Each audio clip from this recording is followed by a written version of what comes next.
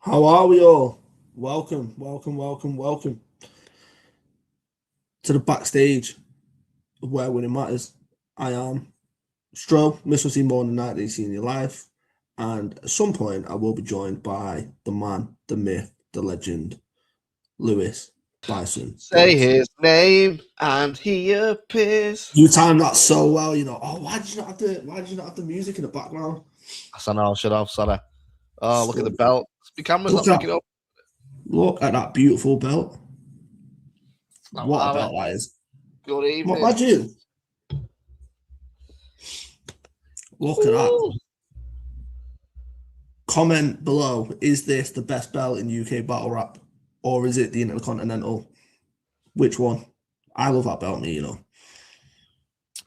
Love it too. What's going on, Dojo? Dojo, if you want to jump in, man, jump in. How are we doing on a Sunday night? Usually, obviously, we're live with the next series. Story. Everyone's saying you've got a 1980s camera. What are you actually live on? My laptop. Ah. 1980s camera, don't be fucking cheeky. Just can't get the staff, can we, anymore? No, usually we're live on a Sunday, obviously, with another episode of Where Winning Matters. But we thought, let me put that down. But we thought what we'll do is every 4 weeks we'll go live and talk about the block that has just been, and what people can look forward to. What are you doing? Why have I got a little ginger head crawling behind me? You know you're on camera. Like if you crawl on the floor, you can still get seen. Miles, put your dad in a headlock. Yeah, now we thought every 4 weeks we'll go recap what's happened the previous 4 weeks, who needs to beat who needs to do what, and how the tournament is shaping up. Gives you as well a chance to ask questions about the tournament because we keep getting asked, who's got him next or how's this going to play out. So it does give you an opportunity to ask us the questions, and we will answer. Battlers in the tournament. If you're watching, send myself or Stro a message on WhatsApp or on a DM or something, and we'll send you the link to jump in. But we're going to go through all the battles from Block 1. We are indeed. Block 1. So, first battle. What are you saying? How have you found it from a stack? Obviously, when we had this idea for this mad little tournament, I got all the staff on a call. We had a Zoom call, didn't we?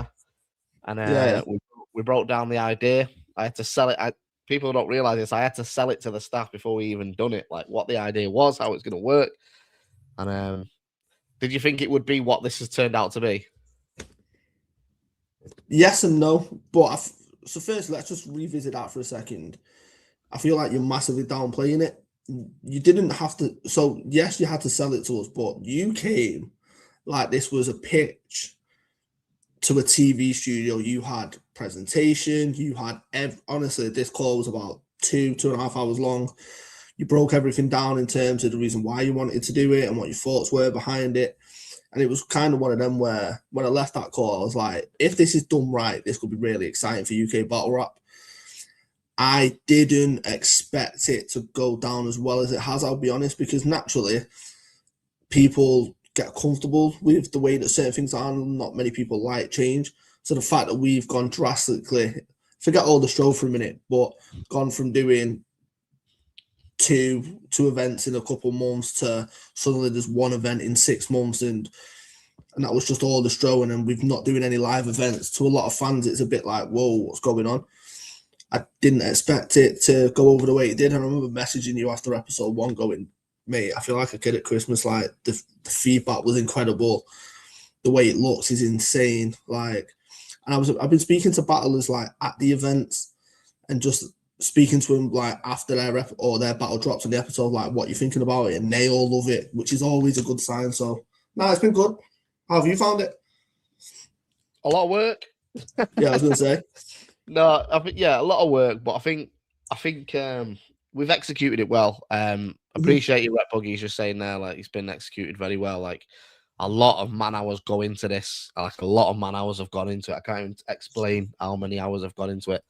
Editing a show for an hour and 20 minutes, 30 minutes. The first show was 2.5 hours, so the amount of work that goes into it has just been unreal. But it's been nice to see the reception of it. I said this on a show we did yesterday, didn't we? But I don't think people realize what we're trying to. People do realize it's probably the wrong word, but the products with this is like we were such a routine event, and Mhm. they uploaded. They all come out, and then it was just a constant turning clock on it, and it works. The gears never Yeah. stop. But I got to a point myself personally where I was like, it's the same names all the time, the same events. And when I start losing love for it is when I'm like, what do I do with it next? And it wasn't losing the love for battle rap, it was just losing love for the monotony of it. So yeah, that's where the idea came from, was let's prepackage it and turn it into a show. Now, the idea for the show is like, and I said this last night when we was doing another show that will come out on Patreon. We were talking about, let's say Jim Bob Gnarly versus Enigma battled first time, wasn't it? If we drop that as a solo battle on the channel, it might not even get a main channel upload. It might just be put on the second channel or a Patreon release. The beauty with the tournament is it allows us to sandwich them battles in between two of the more headliner battles. So people are sat there watching Jim Bob Gnarly, and I'm using these guys as examples, watching Jim Bob Gnarly and Enigma, where they might not have watched them before. And this is where people generate new fans. It's not, oh, I'm going to watch that today because it's Tony D, it's Bobby Rex, it's visual, it's, the big names that we release get the views, you know what I mean? But then there is some battlers who have fantastic battles that just don't get watched because they're not locking in on a Sunday to go, I want to watch that. So yeah, this is what the purpose of the tournament was. If we're going to build new stars, we need to create narratives around them. We need to put the energy behind them and really push them. And, obviously we can't say too much, but we filmed the last 16 yesterday. And every single battle, but I'd probably say besides 2 battles, were 2-1s either way. Like, I'm really interested in how the judges go. There was no, besides 2 battles, which you could probably say were 3-0s, and that's not because of anything happened. It was just because the opponents were very strong.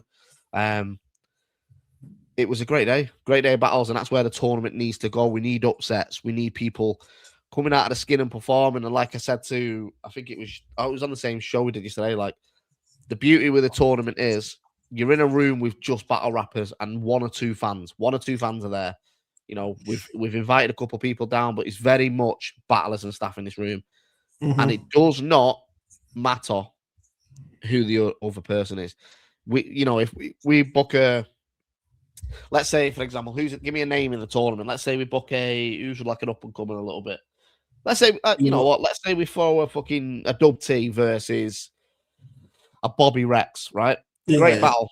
But 90% of the fans in there are going to watch Bobby Rex. Bobby Rex has already won in that room before Dub T raps, right? And you feel that, at the end of the battle, it might be a different conversation, but Bobby Rex is a fan favorite. You go in there and fans have already gone, well, Bobby's going to smoke him. Do you know what I mean? Whereas this takes that away. You're not going in there and having to win a crowd over. You're going in there to just kill your opponent. It doesn't matter who is in that room because there's not many in that room. You're winning over the people watching this tournament. And I think people have got onto that pretty quickly because Block 1, which has just been released, was great. There was a lot of people, myself, obviously we'll touch on this later, but myself included, I've not battled for 2 years. It was breaking off rust. Bowski's come back. Peace Soldier's come back. Block 1 was very figuring out the format, I'd say, for a lot of battlers. What's going to work in a small room. Block 2 of recording was brilliant. Brock Lesnar then. Block 2 was brilliant. Block 3 was even better. And the last 16 yesterday, like I say, we had 8 battles, and they were all 2-1s pretty much. So everything is getting better. People are understanding the tournament more, and I think the shows will get stronger and stronger and stronger as we go on, man. It's been brilliant. Yeah, sorry if I took over your show there, mate.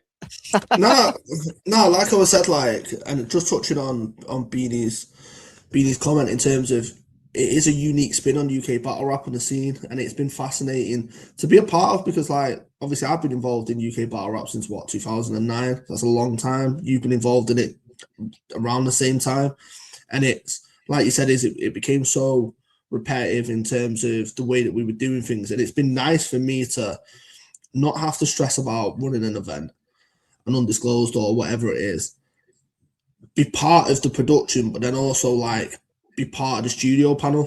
That to me has just brought out a different life for me in UK battle rap. I love them segments, the laugh we had in the room when we were filming then that night was absolutely incredible. And some of the outtakes are going to be hilarious to watch. And it's just made it fun again. And like you said, block 1, you could kind of tell that a lot of people were trying to find the feet and testing the water. And they were just having a look at the lay of the land and just going, right, can I do this? No, that doesn't work. Block 2, so much better than block 1. Block 3 was absolutely insane. And yesterday was, I mean, wow. What a set of battles that was. Yeah, exactly what it is, man. And yeah, it's like Sean's saying here, that this is the whole premise of the tournament is, you know, building new stars. That's the whole premise of it. You know, the old guard are always going to be, you know, your top tier main event guys. Some of them have retired. No one ever really retires, but with it's the perfect platform now for people to generate a new run. You know, Hulk had a fantastic showing against Kingsley Thunder. And I will touch on all these battles, but it's great for people like Hulk. It's great, even myself, like, took 2 years out. I came back in this tournament and found a little bit of love for it again. Do you know what I mean? I quit because I had so much going on, but this is like, just give me a little bit of a kick up the arse with it a little bit again. So, you know, even though I've got Kingsley Thunder and Hulk coming up, like, you know, it was nice to be back battling again. Peace all just come back. But then at the same time, you know, Balski's already said, like, this might be his final run. Balski's picked up a win against Sam Esse. He's got 2 more battles left. Like, if we get the best out of Balski, we get the best out of Balski.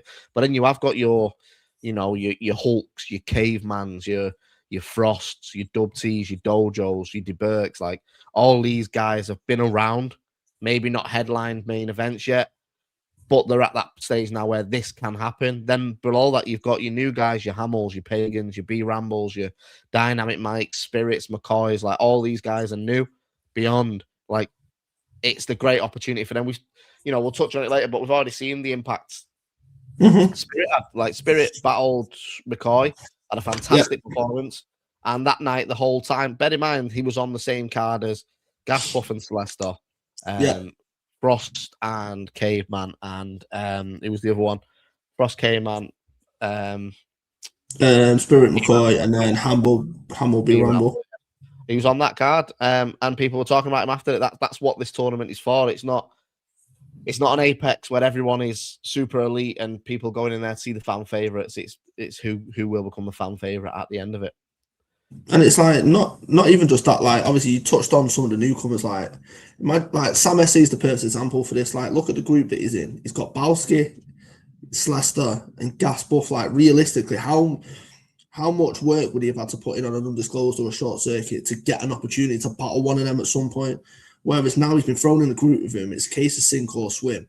It's a perfect opportunity for a battler like that. And this 100%. Is the beauty of the tournament, was it throws up matchups that you would never expect. But then not only does it test the newcomers, it tests the veterans or the ones that you kind of expect them to go in and win it. And it's kind of a case of, right, okay, let's see if you can put your money where your mouth is. And that's what's been fun about this tournament, is the unpredictability of it. Well, that's the beauty of tournaments, isn't it? You know, we've seen it with Bizzo and the Yannick. My throat's going. I've been dying of the flu for a couple of days, but we've seen it with Bizzo. You know, Bizzo came into the Anarchy tournament. I don't want to keep touching on Bizzo's story because I feel like we do this with all of it, but people are saying don't put Bizzo in the Anarchy tournament. It's not good enough. Then he got paired against, I can't remember who it was first round, but he knocked them out. Then he got Matter in the second round, and people going, Matter's going to wash Bizzo here. Like, this is a silly matchup. Yeah. Bizzo beats Matter, and he continues to knock people out of the tournament till eventually he's crowned champion. That's the way tournament battles work. I'll be honest, like, Dojo, for me, probably not, and it's no disrespect, probably not a battle I would have took outside of the tournament, just because I don't know how I would have approached Dojo. Just as a battle perspective, stylistically, I don't think we match up that well. But I didn't get a lot of it out, which we'll talk on. But I was really happy with the material I did write, because I was under pressure of 5 or 6 days to write, and I was just trying to get this done. Do you know what I mean? And I was happy with it. Whereas Hulk is a different one for me. We've been booked about 6-7 years, and it's hard to rewrite for someone multiple times over the course of a couple of years. And then when it came to Hulk again, it's like, what do I do here that's fresh and new? And I looked at the old material I had, and I was just like, I don't really know if that's going to work anymore. And then Kingsley's my last opponent in the group stage. Now, Kingsley Thunder for me is the complete opposite of what I would ever battle, just because I don't feel my style wins. So how do I adapt to Kingsley Thunder? And that's the beauty of the tournament. That's, you know, I think McCoy said it in his interview, like, when he was asked who's he looking forward to facing, and I think his response, I'm sure it was McCoy, his response was, I don't really care about the group stages. If I get through he did care, obviously, but when I get through the group stages, I've got a great opportunity to get a Caveman or a Frost or a Debird. Yeah. Now, that might take McCoy 5 years to get to that level if he continuously battles, but he's got a chance here now to get there. Sorry, just touch on Dojo's question there. What's it been like running new projects, and how's it been dealing with Skeptic? You know what? I've not really felt much negativity. I've had a few things. Do you know what I mean? There's been a few things I've seen and I've gone, idiot. But I think a lot of it is people just not understanding what it was. You know, we've actively, I'm just going to say it, like, we've actively been the best league in the country for a couple of years now. We've been putting on the biggest events. We've been throwing the best events. And I think we just got to a point where it was, what's next? What is next? Like, we can keep throwing the plug. We can keep doing Apex. We can just keep doing the same hamster wheel every year. And it was just, what is next? And the issue is, we're getting older. The top tiers are getting older. And we had this huge gap with what is next. You know, when we spoke to, so obviously it's all out there publicly now anyway, but when we did Apex last year, we tried to throw a super card. The super card was at the time going to be headlined by Shotty and Gemini. This is all out there now. But obviously Shotty ended up doing the Geechee battle as well. So, you know, whenever we can make that work, we'll try and make that work if it does ever work. But at the same time, we tried to build this super UK card around it, which would be the biggest everybody talks about, which is why we did Tony D and Visual, we did Bobby and Sean Cray, we did Archaic and Bizzo, we did Koj and Koj and Quill. Ghast Buff and Frost were asked to open up that card because we wanted someone to really kick off the day with the best positive energy. And we thought this is where it goes. But when we're in a group chat with all the battlers and we're talking and people are saying, this is my last battle, I'm not coming back after this. Like Koj was one of them. He's been pretty open on it. You know, Quill was sort of saying, I'm kind of done a little bit, unless it's international stuff. We've got to look at that as a business then and go, right, well, if we're going to lose after this event, a Koj, Quill, an Ark, Bizzo was obviously having surgery, so he was going to be out. We've got to start looking at who's the next generation. And rather than do short circuit, undisclosed, and try and build them up, the fastest way to build them up is put a machine behind them. The machine became the tournament. And I think it's the best sort of proving ground for it. But we're always going to get skeptics, man. We get, you know, we could have announced that Apex card with a Shotty and Gem on it, and people would have gone, where's Shotty and Soul? You know what I mean? We would have got that sort of shit. But we're used to it now, man. But I think our track record speaks for itself, man. It speaks for itself. Like, you know, don't want to blow my own trumpet on here, but it does, doesn't it? The staff worked tirelessly hard to make sure this is the best it can be. And we knew going into this was not going to be, it wasn't going to be a thing that we did just for the sake of doing it. Obviously, you can clearly see by everything we're doing now, we've literally took away our entire, pretty much, financial income by not doing live events. That's how we run. That's how we operate. Obviously, we have the Patreon, which I appreciate all the Patreons that are still signed up. There's loads of content coming on Patreon, by the way. So get yourselves over there, patreon.com/Premier Battles. But yeah, we have been filming loads of content for Patreon over the last few. So yeah, man, it's been a mad one, hasn't it? It's been a mad one. But the battlers have took to it, the staff have took to it, the production crew we brought in have took to it, and it's worked, man. If people don't like it, and I've said this from the start, like, go and show love to other leagues, man. Like, there's never a negative to that. Go and watch No Lose Chat, go and watch Don't Flop, go and watch Pen Game, go and watch whoever else is out there. My head's gone blank there, but go watch it, man. We're not the only one. If you like what we do, we like what we do. Like, let's just go from there, innit? No, I definitely couldn't put it any better myself. Like, we've actively said, like, look, this is what we're doing. There is still other leagues out there. And with regards to negativity, I've not really seen much negativity, to be honest. I've seen the odd thing where they're talking about, oh, why wasn't this included in the episode? It's like, just bear with us, because look, with one episode in, realistically, like, you've got a vision, we've got a vision which we're trying to execute. And it's like, just remember it's one episode. Like, there is a lot of things which, when you come on to the second block, the third block, and especially the one which we just filmed yesterday, there's been a lot of learnings from the first one, which you will notice throughout. So it's just bear with us, just let it settle, let it simmer. All will be good. 100%. And I think the only negative I've really seen, I mean, there's a few things we have adapted to, a few things as well. Like one of the criticisms, 100%. Not criticisms, but a bit of feedback we had from the first show, which was like 2 hours, 20 minutes, was like just a little bit too long on the talking between it, you know, with yourself, Shotty and Bobby. So you'll probably notice we've stripped that back a little bit on the later episodes. But now people are actively saying to us, even yesterday, they want it back.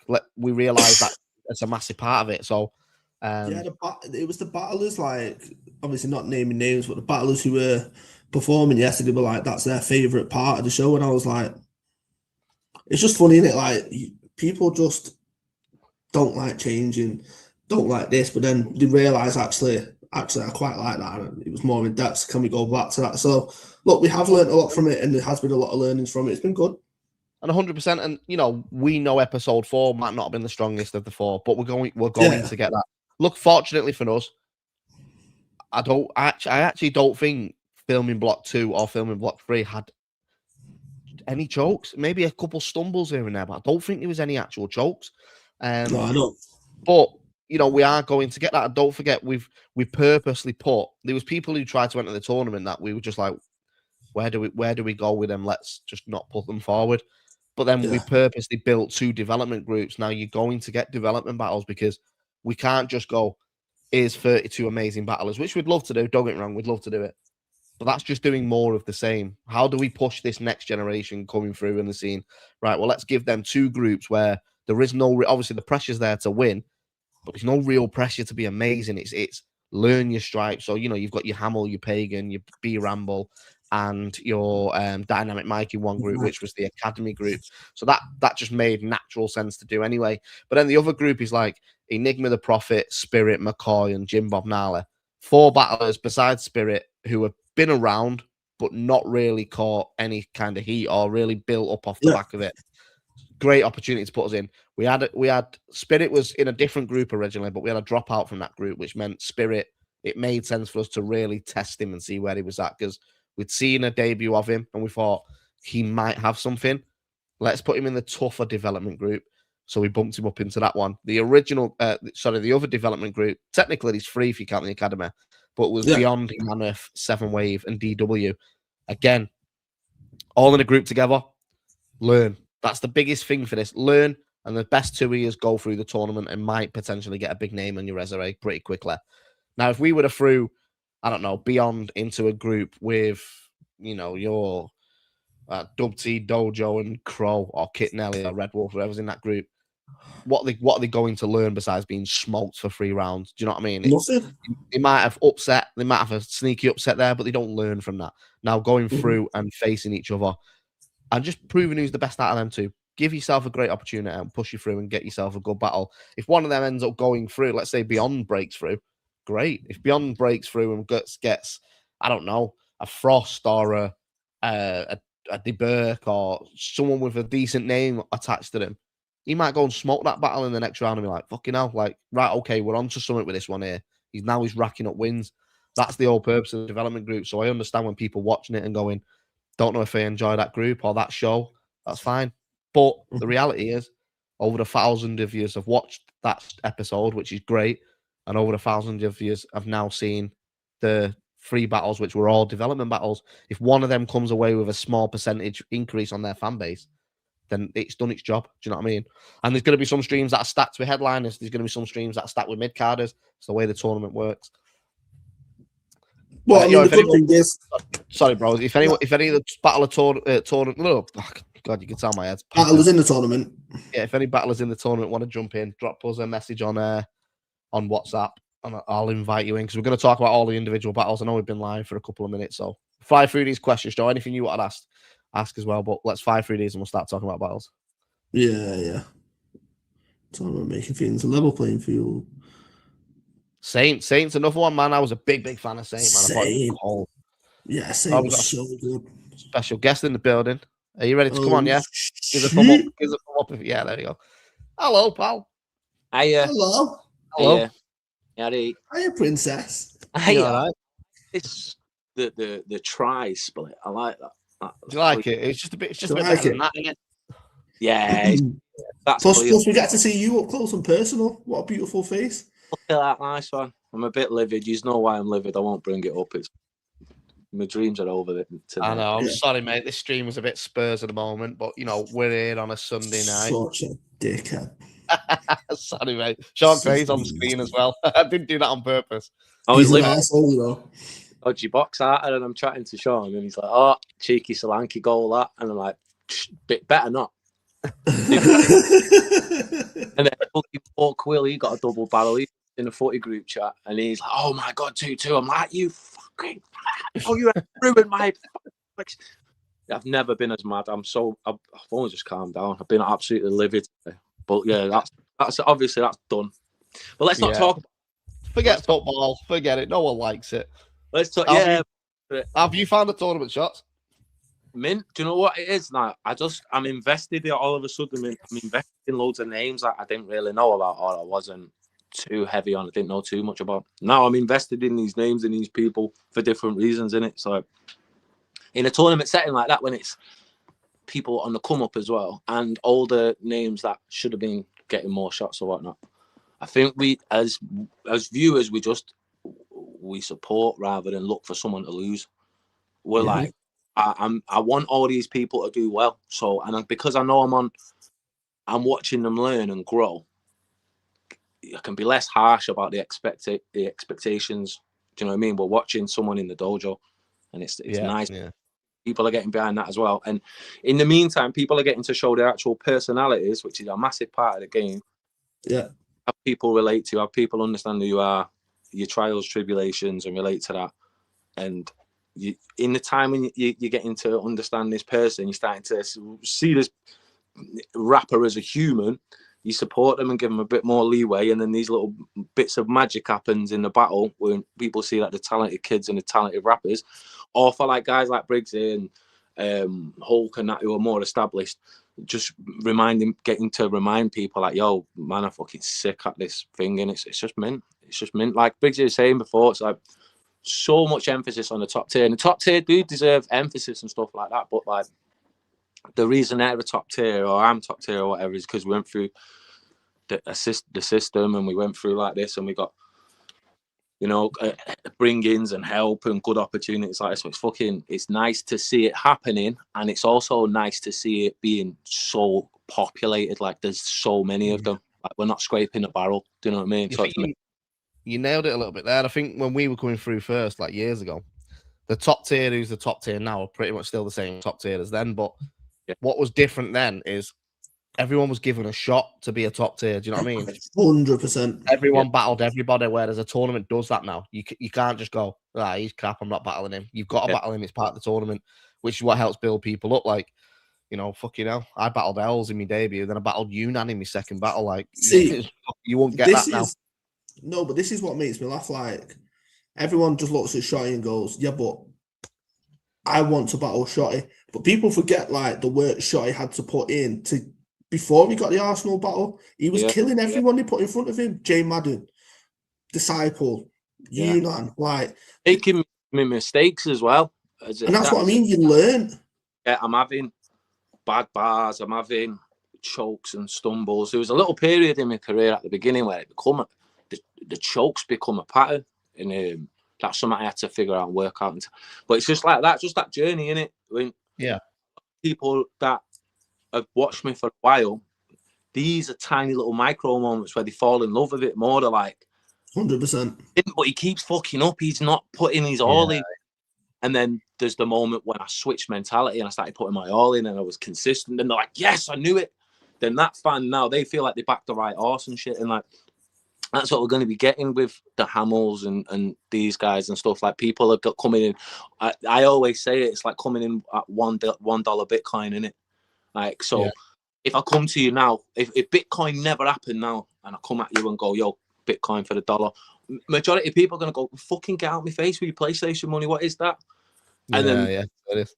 More concentrated group that are going to go, that might end up being worth $100 grand a dollar.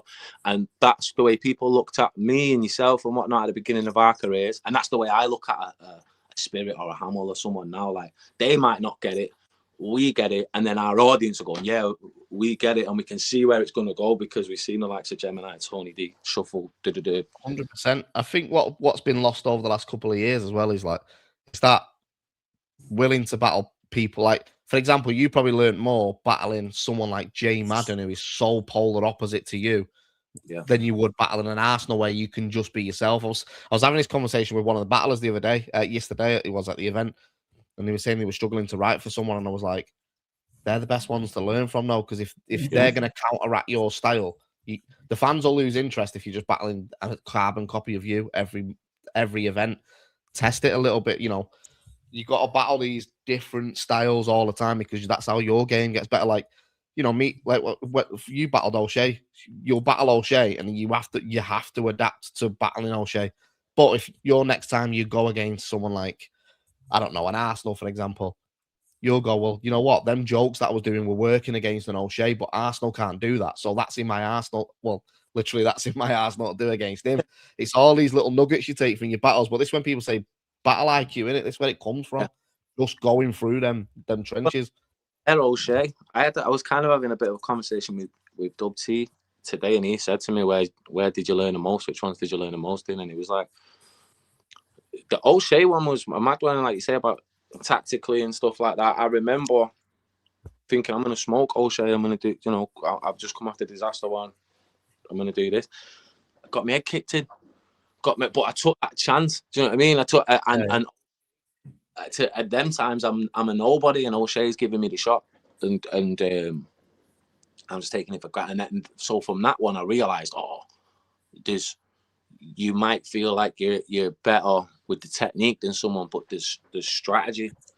There's strategy in the battle, shit like that. So learning from like them earlier battles, whether it's against an O'Shea or any Jay Madden disciple, I come away from them quick, like, oh, this was effective, this was ineffective. I just got my head kicked in. O'Shea beat the fuck out of me.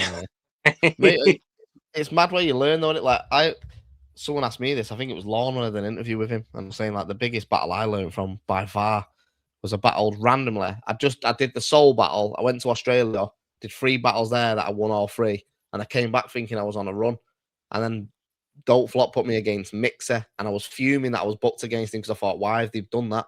Yeah, I remember this.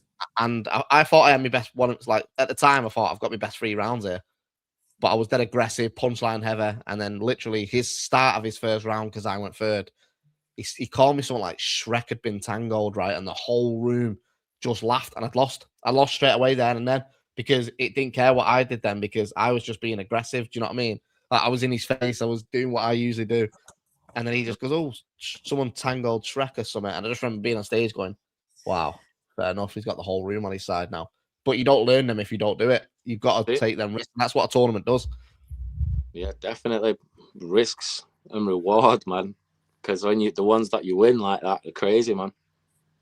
Yeah, especially when you get them latter stages, man. Especially when we start getting to the latter stages of the tournament, man. This is when the pressure is going to start piling up, and it's how people operate under the pressure. But they need to know as well, that's not a definitive characteristic. That's not the way you operate under pressure this time. Isn't the way you will always operate under pressure. It's your choice, and it's your choice how to, like, 100% move on from that moment. Let's say some years, you know, you're gonna have a great tournament. The moment might get to you, and then you might lose. You might not be in the tournament no more, whatever. But that's not the end. You've just stepped into room 1 of outside of your comfort zone. Do you know what I mean? And then boom, soon you'll feel at home in that room, and then on to the next room. So it's just like the tournament's so fucking good for sharpening the sword, no matter how fast it sharpens the sword. And everyone's sword sharpens different. And so you might, like, you know, people are talking to me a lot about Hamill and Spirit and certain guys, you know, obviously Frost and yourself and stuff. But like, to take the guys, like the younger guys, Hamill, Spirit, they're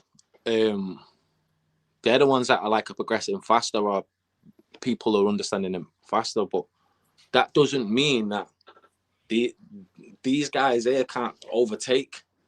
Do you know what I mean? It's just moments in the tournament and moments in the practice will define the way these rappers think about it and process what's going on and shit like that. And so you might get someone who has a close battle this round in this round and then goes, yo, I can't leave it to be that close again. Yeah, and then I'm an absolute fucking monster. There might be someone that smokes some shit.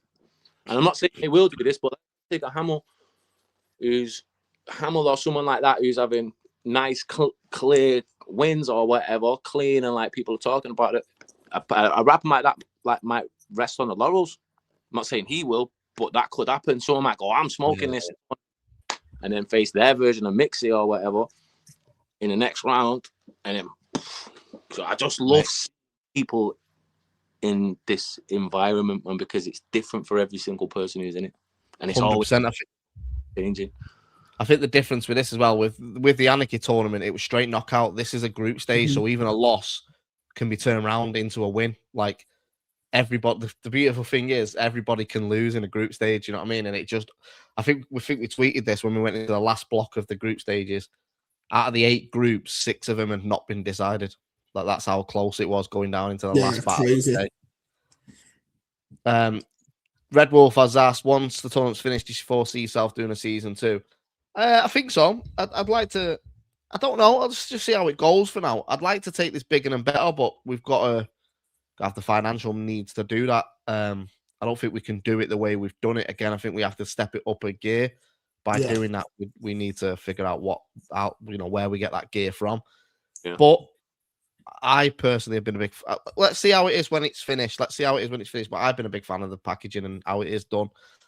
Whether that might mean we go back to doing events, but we don't just drop individual battles. We put it as an event package, like you're watching fucking SmackDown or something. But yeah, I think I like the concept of doing it like this. And we have been dropping the individual battles as well. So if you don't want to go and watch the full stream, you can go watch the individual battles. I was saying this to a battler yesterday as well. Like, I'm not bothered what the views do on the individual battles. The high priority at the minute is the live show. The views will trickle down into the individual battles anyway, but you've got to be pushing them. Caveman, when he's dropped with Frost, was one of the only few that I've seen pushing it, and he did 1,000 views pretty quickly on it. Like everyone else is sort of around a couple hundred mark, but I'm not seeing people pushing their own battles. This platform is here to give you a platform to build off it. I asked all the battlers for music, and Caveman at the time was the only one who sent me anything.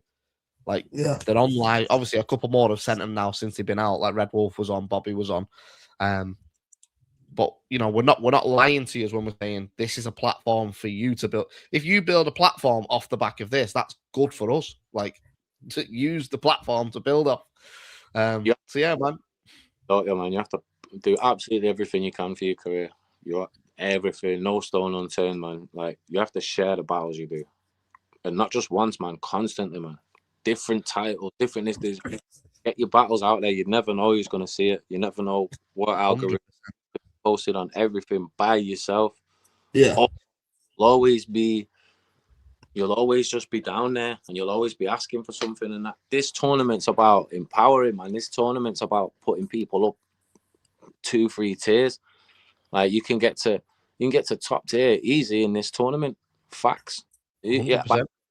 Regardless of the prize of the tournament, you can come away from here with a massive fan base, being top tier, and then when these outside leagues are coming to you and negotiating fees with you, man, like, and you be on a plane somewhere and something, like it's literally one of them. Like, the whole league is centered around your performances right now, and that attention might have been put on myself or Quill or Tony or but right now it's on you guys. So it's about just you guys becoming one of us. That's what this is all about. 100%.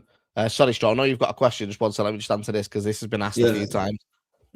Question on time limits. On the clock, sometimes rounds go over and the time goes negative. No, so the way, I think I said this on another stream, so the way it works is every battler is given 60 seconds. That's realistically when we want you finishing your round. But every battler has a 15-second grace period. Now, the 15-second is a harsh cut. The second you hit the 15, you cut, no matter where you are in the round. The reason we put the thing in there is because, obviously, one, it's humanly timed. We're not timing this with a computer or anything, so there is error for mistake, and it's to cover a little bit of that as well. But at the same time, if someone's had a massive reaction and it takes them a couple of seconds to re-pick the pace up, these little things in there. But luckily, no one's actually done that. People have had flips and everything. Do you want to take you off the camera shots till you're back? I'm here. I'm good. All right. Yeah, it's all right. Yeah, so it's basically just a 15-second comfortable zone. You are harsh. The second it hits 90 seconds, it's a harsh cut. It's a harsh, like literally, not even 90, 75 seconds in it. 75 seconds, it's a harsh cut. And it doesn't deduct anything about that. People are sauce. Sorry, let me just fly through some of these because I've realised we've been on for 40 minutes and not spoke about one battle yet. By the way, battlers, if you want to jump on. Bowski, I did see you jump in the backstage a minute ago, mate. I did type on the private chat. Give me a second, I'll bring you in. But if you want to jump back in, mate, jump back in. Yeah, big up Card Tricks as well for coming on board. Obviously, there's not that much talk of Card Tricks on. Big up Card Tricks. Let me just say, big up Card Tricks, yeah. Go and check them out. If you're into your car breaking, look, I've been doing it Think today. about Chris, yeah. Not only are Card Tricks the best at what they do, with no bias, at all. If you're into that stuff, the safest, best people to spend your money with, where these highly volatile breaks where you really get shit, and it comes to you within fucking days, yeah. That's the company, yeah. And I've seen it inside out, top to bottom. He works with them. And I've watched him record, I've watched them do the shit, I've watched the deliveries, I've watched this. Not only that, yeah, but Chris is one of the best humans in the fucking world, right? And he loves battle rap, and he's put his money where his mouth is, to quote one of our friends, when it comes to this, and he believes in the scene and all that. And not only that, but he fucking sent me a 1 of 50 signed Georgie King Cladsy, mate. Oh, man. This is my pride and joy. Look at that. I've not got mine with me. I've got a big metal hard case. Card Tricks UK. Yeah, that's what I'm saying. Whatnot, Card Tricks UK. Get on there. Look at what they've done for the fucking tournament. Brilliant. Georgie as well. There you go. I'm done with me Chris worship session now. No, it's brilliant. Yeah, now big up Card Tricks, man. They came down to the first filming day, and then he literally messaged me after it, and he was like, I want to get involved. How do we make this bigger and better? So you'll start seeing now, obviously, the first filming block which has just come out is shoestring. Like, the production, everything will go up on these next ones as well, which is mad because we're already getting people saying production is crazy. Like, it gets better and better because of Card Tricks have come in. I didn't even have to sell what we did. It was just like, yeah, I loved it. Let's make this work. And also, you know, there's the option to make things even bigger past this series. So we'll see where we end up with him. But right, should we get into the battles from the event? One. So, by the way, battlers, I'll just say it one more time. If you do want to jump in, drop me a message. You should all have the link in the WhatsApp that I go for. Just before we jump into it, the one question I wanted to ask, because it's a perfect segue to the battles. How have you found being a Micah Richards, a Roy Keane, being a pundit in the studio? How have you found it? It's my job. It's my job. You want me to get praised for my job? It's my job.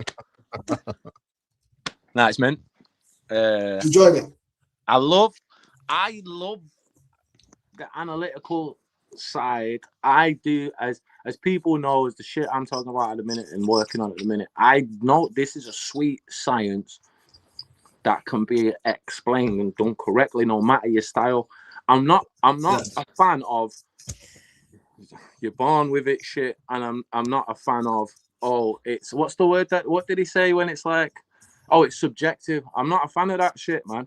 This is a sweet science, and I believe there's archetypal styles. That's not even the right word, but you know what I mean.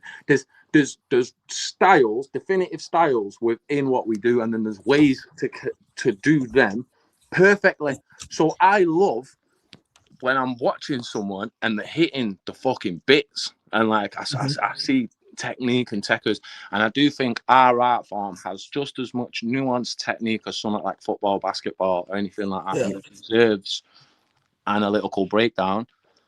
And then, because I love this shit, I love battle rap, so it's nice to get tucked into word nerdery and presentation and all that without having to be the one that's performing. So I fucking love it. It's mint. And any other battle rappers that have got like lineage or tenure and anything like that, and work with us or anything like that, yeah, I just advise you to do some of this shit as well, like breakdown, help newer talent, and you know, just fucking even bigger battles, man. No, I love who's doing it. Rosenberg Raw, he's the best in the world at it. Rosenberg is unreal, man. Like, you're really good at it as well, Stro. Like, Briggz, you're good at everything. But like, yeah, I love it, man. Definitely. No, he is. He makes it really personal, doesn't it? That's the way you want it to be. Like, yeah, you can tell when it's come from a battler as well, because it's very, they understand being in them shoes. Yeah. And it's nice to break it down, and then once you break shit down, you can give good pointers, or at least give a different perspective on what they're doing, and have them just maybe approach it different, because everyone that we're working with here, well, the majority of the people that we're working with here is just still a slab of stone in it. We've got to chisel away to 100%. the thing in. It's a lot faster us who we had to fucking chisel ourselves out. That sounds a bit weird, that. But you know, it's good for us to just help people cut the bullshit and just go, oh, you don't need to go around the houses and do all this shit I've had to figure out for years. Here's what you're doing wrong. I think that's how all the top sports and competitive game type of things like this have managed to evolve through time, through like the passing of knowledge and the practice of proper technique. That's been sick, man. It's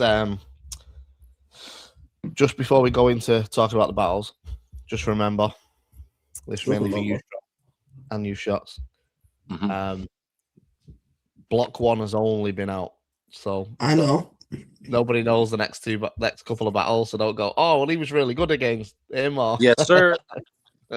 But stream 1, the very first episode that came out was Ghast Buff versus Celeste, Hamill and B Ramble, Spirit and McCoy, Frost and Caveman, and we've got someone joining us as well who was a part of Battle of the Night on that show. He's upside down, but it's Cave. How are we doing? Is it? I thought that was going to work off slick and that. It didn't, did it? There we go. See, all right? My G. What's going on? Can I just make a quick point? Briggs, do you know what you were saying before? People weren't promoting. The only one promoting was Cave. The only one going here was Cave. Lo and behold, look who's the first in the chat. Look who's the first on screen. I mean, yeah, goes a long way. Goes a long way. Yeah, man. I think with this, the whole way this tournament's been set up, there's so much additional stuff to get involved in aside from outside the battles, man. I don't see why anyone's missing out on it, really. Might as well be in touch, isn't it? Yeah, definitely. How do you feel like you're? How do you feel like you're? Like how would you say it? Like just the awareness of you now, like at the minute, like now you're in the tournament, you're doing a lot of things at the minute. You got the tape. Did the tape drop? Yeah. Or it's about to drop? Yeah, it dropped New Year's Day. Yeah, so it's been out a month now, exactly. But we've got the physical putting a lot tape. of work in. Are you seeing the payoff in the work right now? Because I'm seeing you everywhere, bro. That's the actual. We've got the actual tape cassette now. You know what I mean? So that was something I've got to do. Yeah. No, it's good, man. I feel like it's been a slow burn. Do you know what I mean? And it's kind of just you can't. There's no shortcut to integrity in it. Like it's been a long time of trying hard and trying to progress month on month and stuff. So yeah, I'm happy with how things are right now. Definitely. Wow, that's sick, bro. Just while we've got you though, Cave, obviously. Yeah. We'll go through the battle from the first show, but you've just battled on the show Frost. How do you think that battle went, mate? I was really buzzing with it, man. I think it was a really, really good battle. Obviously, the judging didn't go my way. But do you know what? Yeah, there's been a lot of people saying they thought I took it. And, you know, like I heard you saying earlier, it's not always just about the win, innit? Like that sat with people, that performance and stuff. So I'm proud of that in its own way and stuff. And I like 60-second rounds. I'm not gonna lie. I like this works for me. I think is these really short rounds. It really makes you be more concentrated on what you're doing. Which I think, how would you say you are more concentrated as opposed to a 2-3 minute round? What do you do differently in a 60-second? I like to take my time, go the scenic route to a punchline, and do a lot of storytelling and stuff. And there isn't space to do that in this. So I've been a lot more concentrated on like taking an idea for a bar and really trying to compress it and boil it down to the best thing I can do with it and stuff. I think I've always thought about like the mechanism of a round, how I think of that as a whole story kind of thing. And I feel like this tournament has got me really thinking about what's the most I can do with just 4 bars and stuff, and really ripping out anything that's not serving like a bigger point and stuff. So, I'd say that. More attack based. Yeah. I think, just not having that luxury of time so much. Yeah. Really, makes you focus. Have you found because obviously your style as well usually needs a crowd to play off. How have you found that? Do you know what? Yeah, like I was impressed when I watched them back, especially from that first day. I was like, yo, me and Frost are still getting reaction, even though there's no one here in it. Like, and everyone else wasn't getting reaction. So I think there's a few little moments where it's like, oh, that fell a little bit flat, but it's kind of reassuring in the sense of like, if you've got a big crowd and it falls flat, you're like, oh, that wasn't very good. But with no one there, it's not so much of a knock if something falls flat. You just keep going in it. It's like I feel like it felt closer towards being in studio and recording a song where it's like, so long as I deliver this as well as I can, that's what matters. You know what I mean? Rather than playing to the crowd so much. No, that's it. And obviously you've got Mr. Tongue Twister backed out of the group, which was in yours. So you've got DeBerk in block 2. DeBerk's an unorthodox one to write for. How have you found writing for that one? I found it hard because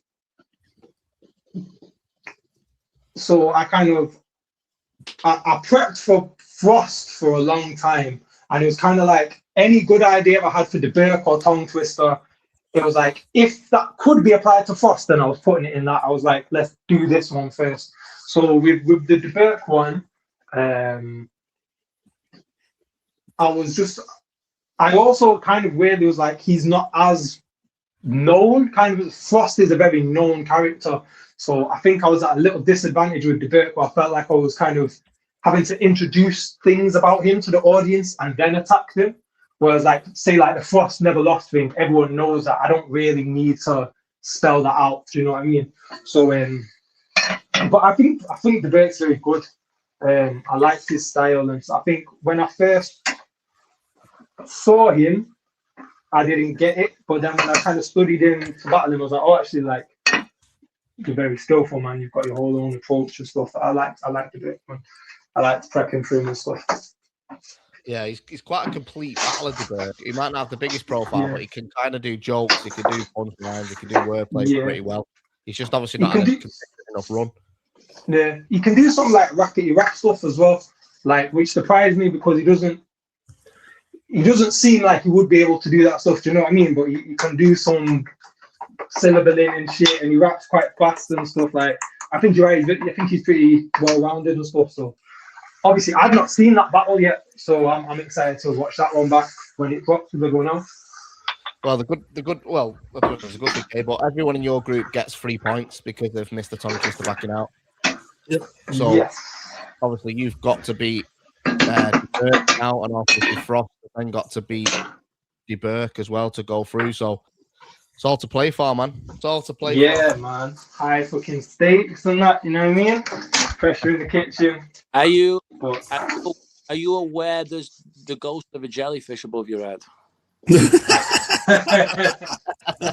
yeah, you know what it is. I'm cooking. It's like I could either give you up here or give you the double chins from below, and no one needs that on a Sunday night, man. Not on the Lord's Day. He's not going hearing for you to fucking. But no, I appreciate you jumping on, Cave. Yeah, I'll drop out. I'll go on. No, you're good, man. You've absolutely smashed it in the first battle, bro. Frost was a fantastic battle. Excited to see how great battle. Thank you. Appreciate you all, and good luck with it. Thank you. I'll catch you up. Yeah, go on. He's a talent, him. Cave's one of them, man. Like, you know, even though he took the loss to Frost, like, he's gonna come out the tournament better because people were already saying it on the end of that stream, like Caveman. There was a lot of people saying Caveman should have won, and that's what the tournament does. You know what I mean? He's just got a lot of ingredients as well, hasn't he, man? And he's got that work rate. He's pushing product. 100%. Tell you what, we've got another guest with us. I know he isn't on episode 1. He's on episode. Is he 2? This guy. Let me just double check what episode he was on. He's on episode 2, but we'll just while we've got him, let's have a chat to him because he is the fucking ultimate goal. You know, you ready? Here we go. The mouse dog, baby. Yes, boy. How we doing? Good. How we doing, mate? Before you say anything, Bask, just remember only block 1 has been filmed, so no one knows. Yeah. Right, yeah, block 1, yeah. So you just battled Sam SA. Yeah. Yesterday. Picked up the win, bro. How long's it been since you battled last? 2 years, mate. Same as me, mate. How did you find this? I thought it took a while to get a bit of the rust off. Yeah, no, I think I was really prepped for it because I was not battle for time and I had a bit more time to prep, whereas in the next round you don't get as much because you've only got a few weeks in between. So I feel like I was pretty prepped for it and I was up for it because I not battled for it for ages. So I wasn't like you, mate. But you had an excuse in it. You had 5 days prep or something. Yeah, Monday mine got locked in, battled Saturday.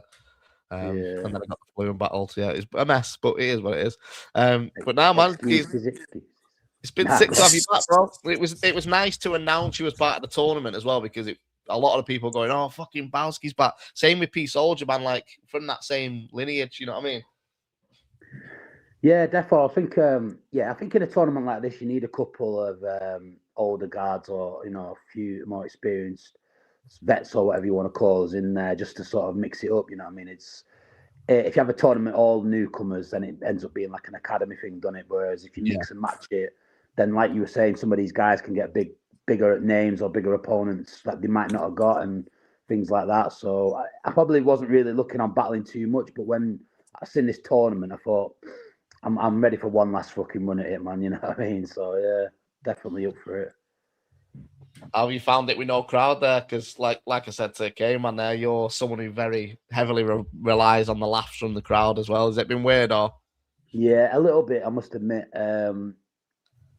Because I do rely on that crowd. I've always preferred battling on stage than in the pit even. Do you know what I mean? I feel more comfortable on stage and performing to a crowd and trying to get laughs and things like that. But I have tried stepping up my barring and my rapping as well over the years. Obviously, you've got to try and evolve. You can't be doing single syllable mum jokes all your fucking career, can you? So I tried stepping up. And it's been tough, man. I do prefer a big crowd, but it's making me really think about what I'm doing and pace and shit and really just concentrate on what I'm saying a lot more than just trying to be funny. So, man, it's been all right. It's been good. Balls, what did you make of your group? Because obviously you've got Ghast, Slester, but then obviously you've got unknown quantity in Sam SA. What did you make of your group overall? I mean, I thought it's a tough group. Do you know what I mean? Because obviously Ghast has been killing it for a while, and he has his promo game and his just all round battle rap sort of knowledge in game is up there. Slester's very comical and quite funny, and he's had some great battles over the years because you could say he's been around quite a while as well. And Sam, I knew he was a Scouse bastard, innit? So I knew he'd be quite funny.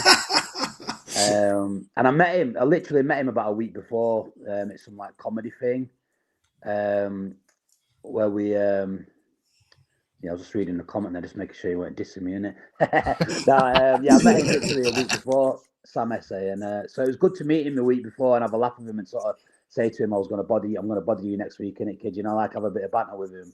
So that kind of made it a bit easier than just turning up and not knowing him at all. So I think that helped me get ready for it, actually, just meeting him the week before. How have you felt? Obviously, you're sort of.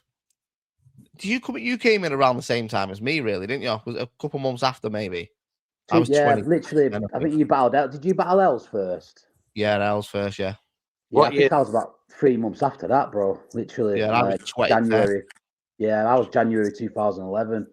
Yeah, so not long after. How have you found it mixing it up with like the new gen sort of guys? Because obviously the styles are a little bit different. You can't say certain shit you probably would have said 10, 20 years ago. Yeah, I've had to like get rid of my gay bars and a lot of, I'm allowed one mum just to battle in it, basically. I always get at least 1 or 2 mum disses. Not horrorcore bars anymore. I don't talk about like anything horrorcore or anything. You have to change and you have to move with the times. Briggs is like, certain bars, he's like, yeah, them gay bars, can't say them. yeah. Straight to it shots, you know me, mate. And plus they have played out these sort of things anyway. I don't think I called Sam gay once, innit? Or maybe did I? I might have called him gay once, innit? I think you literally ended your first round with "Shut up, you bummer." Oh yeah. That was a freestyle. If I freestyle it, I can't help it, innit? Freestyle. Bowski, if you win, what are you gonna spend your $3,000 on? Oh mate, fucking hell, I'll be rich, innit? Mate, if I'm honest, I'll probably like just go on holiday or something. Let's go to Vegas or something like that, maybe, or Thailand or something. Why? What would crack on in Vegas? What would you be doing? Actually, maybe not Vegas, because last time I went, I fucking lost all my dough, obviously. So, I like my gambling, I like my poker and that, but yeah, maybe something. I don't know, I'll definitely go on an holiday. You're a poker man, yeah. I like it, yeah. I had to ban myself from gambling online, though, man, because I got to... What, are you on GamStop? Yeah. It expires at the end of February, man. I'm probably debating to get back in there. Counting down the days, mate. February 26th.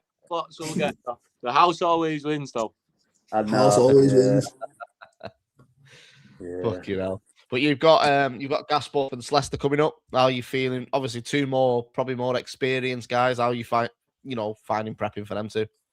Yeah, it's weird, isn't it? Because Ghast, you think I'd have loads of stuff to say about him, and I should do.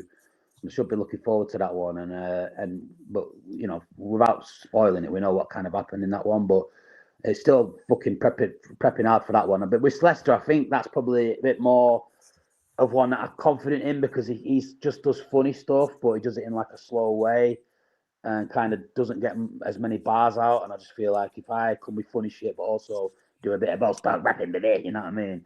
I could probably do Celeste, so we'll see what happens in that one. Appreciate you, Bowski, mate.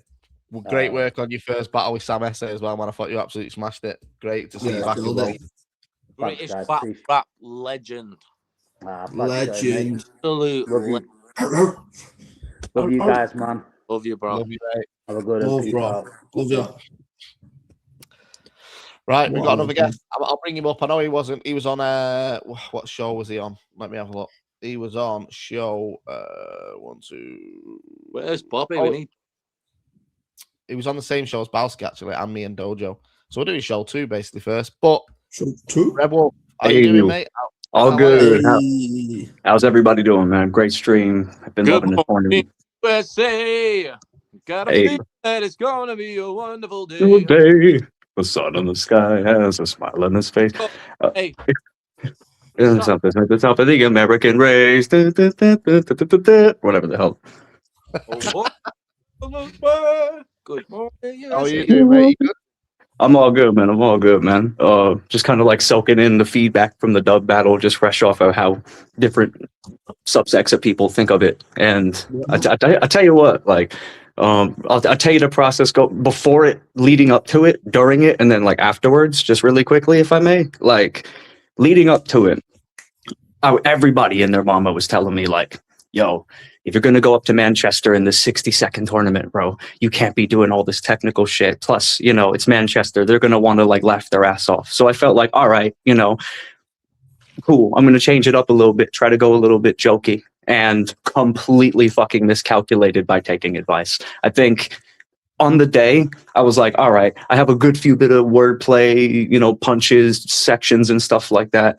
But then it kind of leads back into the fat jokes, which were ultimately predicted and then, you know, nullified as a result. So like on the day, got aired, nothing. I was like, oh no, completely miscalculated, right? But then this is where it gets like really head fucky for me, because the battle drops. And okay, you know, everybody seems to be like agreeing with the decision initially, but then I start clipping shit and everybody's like, wait, what the fuck? This is fucking crazy. Yo, what the hell? He's actually really rapping here. I'm like, I don't know what to believe. So I think the middle ground I can meet with it is I can take the loss like a fucking man. You know, he nullified my angles in the room on the day. And then he like, you know, was better as a result. I miscalculated from like strategy point of view. But as far as like writing and shit, I think I still had good material. I can accept that it can be enjoyable material clearly to a lot of people. You know, the clip was doing pretty good. But other than that, yeah, just keep progressing in the tournament, see how the other battles go. That's kind of my energy on it, and just kind of trying to grasp reality with it of what different people are thinking. Well, you've got quite a difficult group, haven't you? Sorry, what was that you, Stro? The only reason with that there where I say like, you're right, it was a strategical thing. I think you just went back to the well one too many times. Yeah, that was the. Yeah. You got the back jokes off, and then you went elsewhere, and then you came back, and it's like you are such a talented MC. Like, so when you isolate one of your pieces, you're gonna be impressed. You do shit great. You do shit really good. But when you look at that in context of the round. Of the whole battle, you've got 3 rounds to dismantle this person, and it's like you almost just worked on the arm for 3 rounds with the result elsewhere. And I think if you would use this the skill and the ability, you haven't gone into other more realms of it, or at least just if you was going to do the fat stuff, consolidate it all into one round and then get it. I did it too much. Like I tried to do a thing where it was like I would mention other stuff, but then lead it to the fat stuff. But it ultimately ended up being a thing where I just went back to that too much. And the fact that was also nullified in Dub T's first round, like, you know, it was a strategic failure on my part, and that came as a result from me like taking advice, like literally listening to people and going like, go more jokey. Maybe if I went more jokey but just didn't mention the fat stuff, that might have like gone off a little bit better.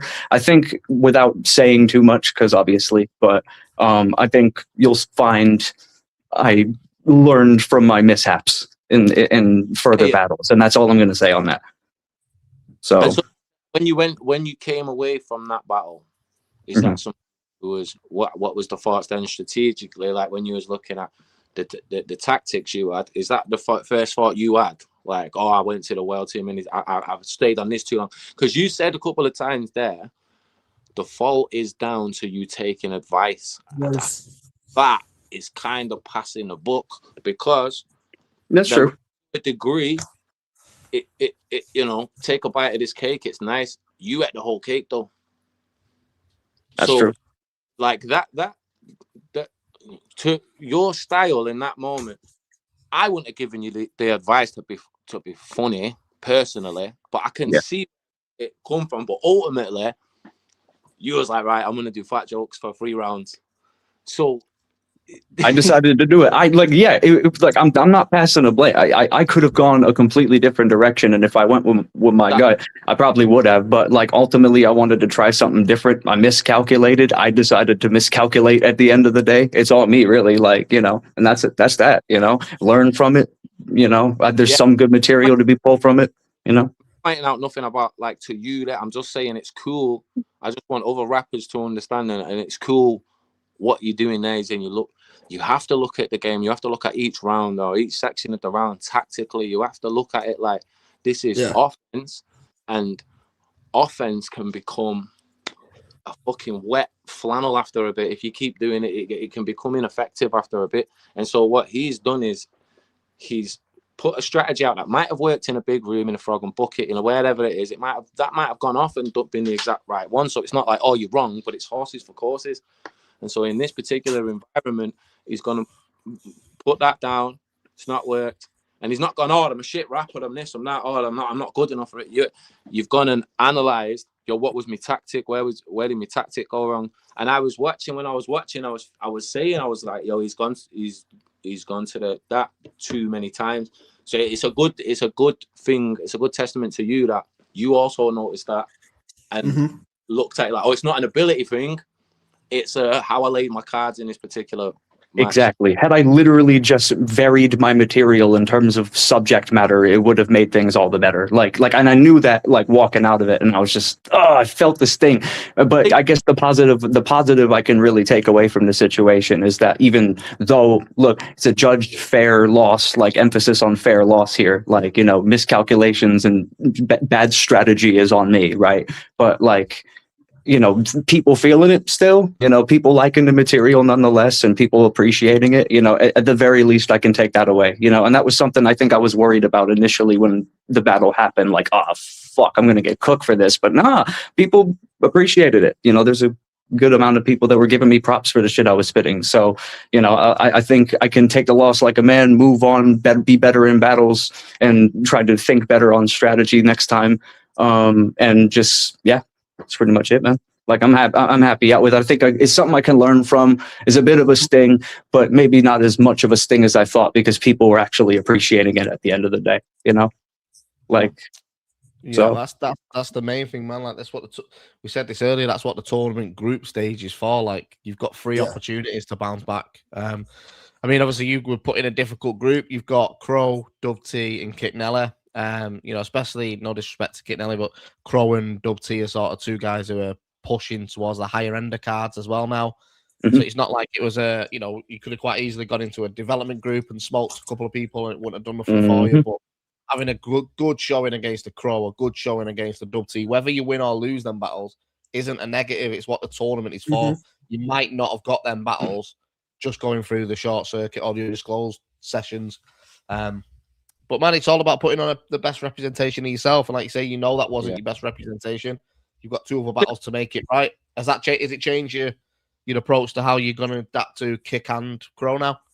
100% is going to, I think main thing is just much more varied material in general, like in terms of like, 60-second rounds. It's really hard to cover all bases in that short amount of time. Right. And that there's a talent in being able to be concise as much as there is talent in being able to, like, paint a mural, and I think in this tournament, it's definitely going to show who can paint that picture in the least amount of time and also well, and also pack a punch and also get your grounds covered and make it feel like it's complete. I think I've thought about that for the next 2 a lot more than, but post Dub D battle. That's kind of my perspective on it for sure. And I think, look forward to seeing these come out. So it's going to be interesting to see. I think I've learned a lot for sure, and it's like you said earlier, Briggz, it's like, you take battles even that it might not necessarily go your way, and you end up learning from them a lot more than you do like winning all the time. So it's like 100%, man. Yeah. And look, you're here. You've got Crow next. Is it Crow next? Is Crow next? Yeah. Crow next. If you pick up a dub against Crow, what a way to bounce back. Do you know what I mean? It's the best thing you can possibly do is bounce back. Person in the group. Toughest dude in the group, in my opinion. Like, for sure. Like, versatile as hell. The closest group, really, in my opinion. And I'm not even just saying it because, like, oh, it's my group. Oh, my God, this is going to be, like, the biggest fight. But it's true. Like, you look at the whole bracket, this is probably the closest group, Like, you could probably point out strengths and weaknesses and fair criticisms and strengths and weaknesses in all of us that kind of balance out and make it a fight. So it's going to be interesting to see who pushes through. I think this will probably be like the toughest fight in the tournament out of all the groups, in my opinion. There's a couple that come close to it, like the one that Kingsley and Hulk are in. Like, that's a close group. Dojo, all that. Like, that's that's going to be a fight. But yeah, you Briggz. yeah, Rick. Yeah, Dojo, Hulk, Kings, they're really good, man. Let's fucking. Yeah, Briggz. It's all right, How far do you think you'll go? How far do you think you'll go in the tournament? Man, how high is space, bro? Where's the end point? We got. If you're not in this to the finish, if you're not in this to the finish line, what the fuck are you in this for? You know what I mean? So, That's true. This is fucking way too hot to have that mask on. I know. But no, I think you did. Like you say, mate, you might not have took the dub from Dub T, but I think you did. Don't be too beaten up on yourself about it, because, like you say, there is people out there that do like the comedy approach and probably will be like, Red Wolf put his show on there. Maybe he did go back to the well too many times, but that's the learning. That's what the tournament's for, mate. It's for learning. Yeah, definitely. Don't forget as well, you've still got 2 battles to come out on the platform as well, and then after that, we don't know who's through to the next rounds, but we've still got 2 pieces of content guaranteed to be coming out on the platform. See where we end up with them as well, mate. But I appreciate you jumping in, Red. Of course, man. Thank you for having me in. Speak to you hopefully in 4 weeks after your Crow battle. See how you felt. No problem at all, man. Looking forward to it. Peace. Peace. We've got 2 more people waiting. I'm not going to bring everybody in at the same time just because I'm going to do it bit by bit because it gets a bit choppy, doesn't it? Everyone talking. Next guy has been waiting for a minute though. We'll bring him up. Lorne, how you doing? Good evening, gentlemen. How are we keeping? Not too bad, sir. Not too bad. Good to see you today at the last 16 tournament. Can't say too Were you much there? about it. Was I there? I can't remember anything anymore. I was, I was running on nose, which is probably for the best. Let's all be honest with ourselves. But it was great. It was a fantastic day. The most fun I've had at a battle rap event in forever, and it was great. What the fuck is that mask? You have some crazy shit in the room, bro. What? Has that got? Hey, you're gonna cut that mask off and just keep that hair going. Is that a psychosis? That feels like a psychosis mask from WCW days. I don't know what you're talking about. That is a psychosis mask from WCW. Carry on, my fault. Someone's at the door. Someone's at the door. Oh, he's not doing that. Right, we might as well touch on. We've already touched on Bowski and Sam SA and Red Wolf and Dub T from episode 2. Might as well wrap up episode 2, which was a fantastic battle between Dojo and Briggz. Wait. In the famous words of the man, the myth, the legend, Bobby Rex, we just witnessed a car crash, and Briggsy was at the wheel. Yeah. That was when I crashed it, wrote it off. Yeah. Killed all passengers. That's the thing. If Briggs is out of the wheel, it's going to crash, isn't it? Yeah, it is. It's going to crash. It's inevitable. It's going to happen. Yeah. Yeah. So, anyway, let's talk about that battle. Yeah, let's talk about it. Go on, fire away. I'm here. You there? What was it like stepping in last minute? Stressful? Were you nervous because you've not battled for a couple of years? Last case scenario. Didn't want to jump in. Visual backed out the Saturday because he had some commitments coming up, which meant he could have done the group stages, but if he would have advanced in the tournament, he wouldn't have been able to do the dates. So it was sort of pointless putting him in there. So Viz backed out. We threw a couple of messages around. Obviously, Bobby had backed out the tournament a couple of days before as well. So we were sort of now at a point where we were like, we can't throw a development battler into this group with Hulk, Dojo, and Kingsley. So we need someone that can kind of hang in there. And then, I kind of ended up doing it. Took it on the Monday. Unfortunately, got the flu on the Tuesday. Was in bed till the Friday, so I had Friday to prep. I wrote my material while I was ill, but obviously I couldn't prep it because I was laying in bed pretty much. But yeah, man, it is what it is. No excuses. I should have done better. Didn't do better. I've got 2 more battles to put it right, I guess. Lorne, just a quick one, because me and Briggs obviously jumped on your stream on a Monday night when you were going over the battles, and you said this was your favourite episode of the block because there was proper personality. What did you mean by that? I love when narratives are able to be given space to breathe. This show had the character that I've been waiting to see in a presentation for Battle Rap for a long time. And yeah, probably not under the circumstances Briggsy would have wanted. And the shirt that's now going to be made out of this moment isn't the shirt that covers him in glory. However, what am I like? Everyone unilaterally agreeing in one moment, like it was a fun battle. It had great moments, and it epitomized an episode of Battle Rap that, man, it was just so much fun. Comment section lighting up, everyone just getting involved, everyone having a laugh. The winner was predetermined in the sense of Dojo just needed to stick his landing. But at the same time, Briggsy used the experience he has to turn what could have been so awkward and so painful into, man, this is just fun. He's just having fun with it and embracing it and rolling with it and leaning into it in the segments and then judging it as well. Yeah, come on, man.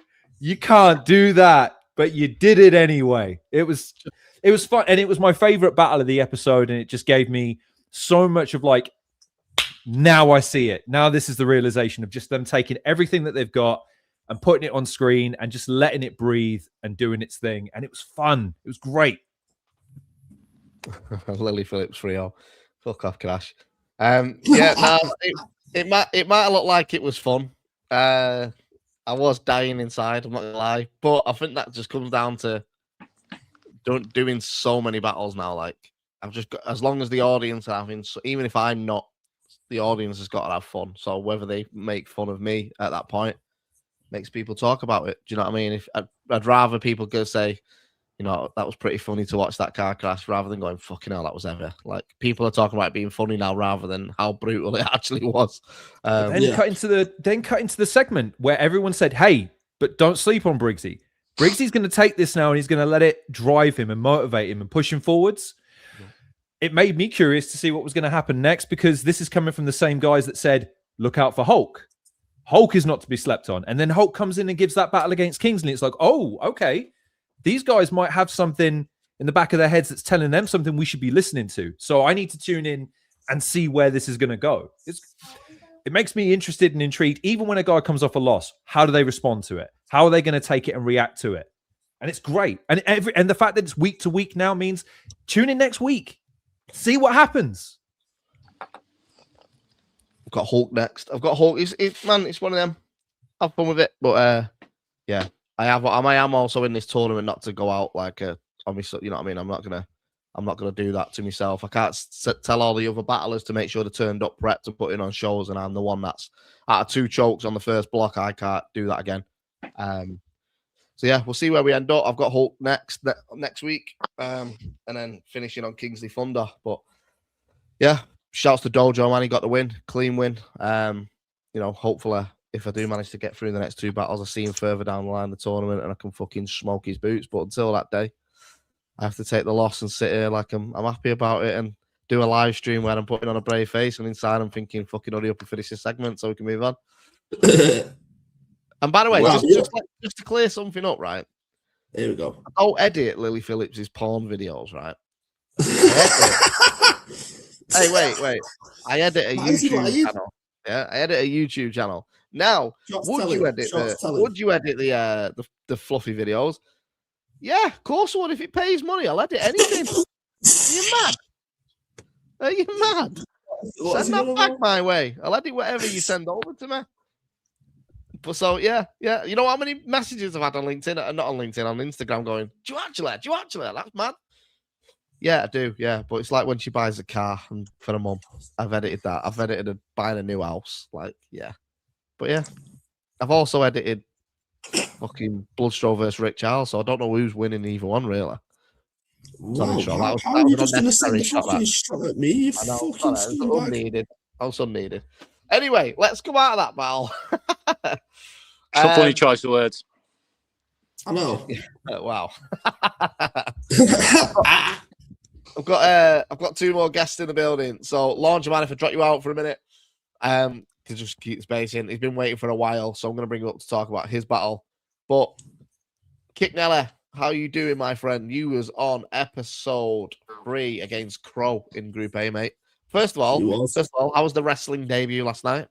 Man, it was good. I had a blast, man. The crowd enjoyed it. You know, it was entertaining. There's a load of things. I've watched it back. Can we change this angle kick? Don't. I'm on the thingy chart. All right, I'm on like 20% now. I've got like imagine coming onto the phone with 3 men like that. All right, that's cool. That's cool. Is this better? Wait, hold on. Sorry, Kit. Sorry. Before you go to have you still got your Christmas tree up? Yeah, man. Wait a minute.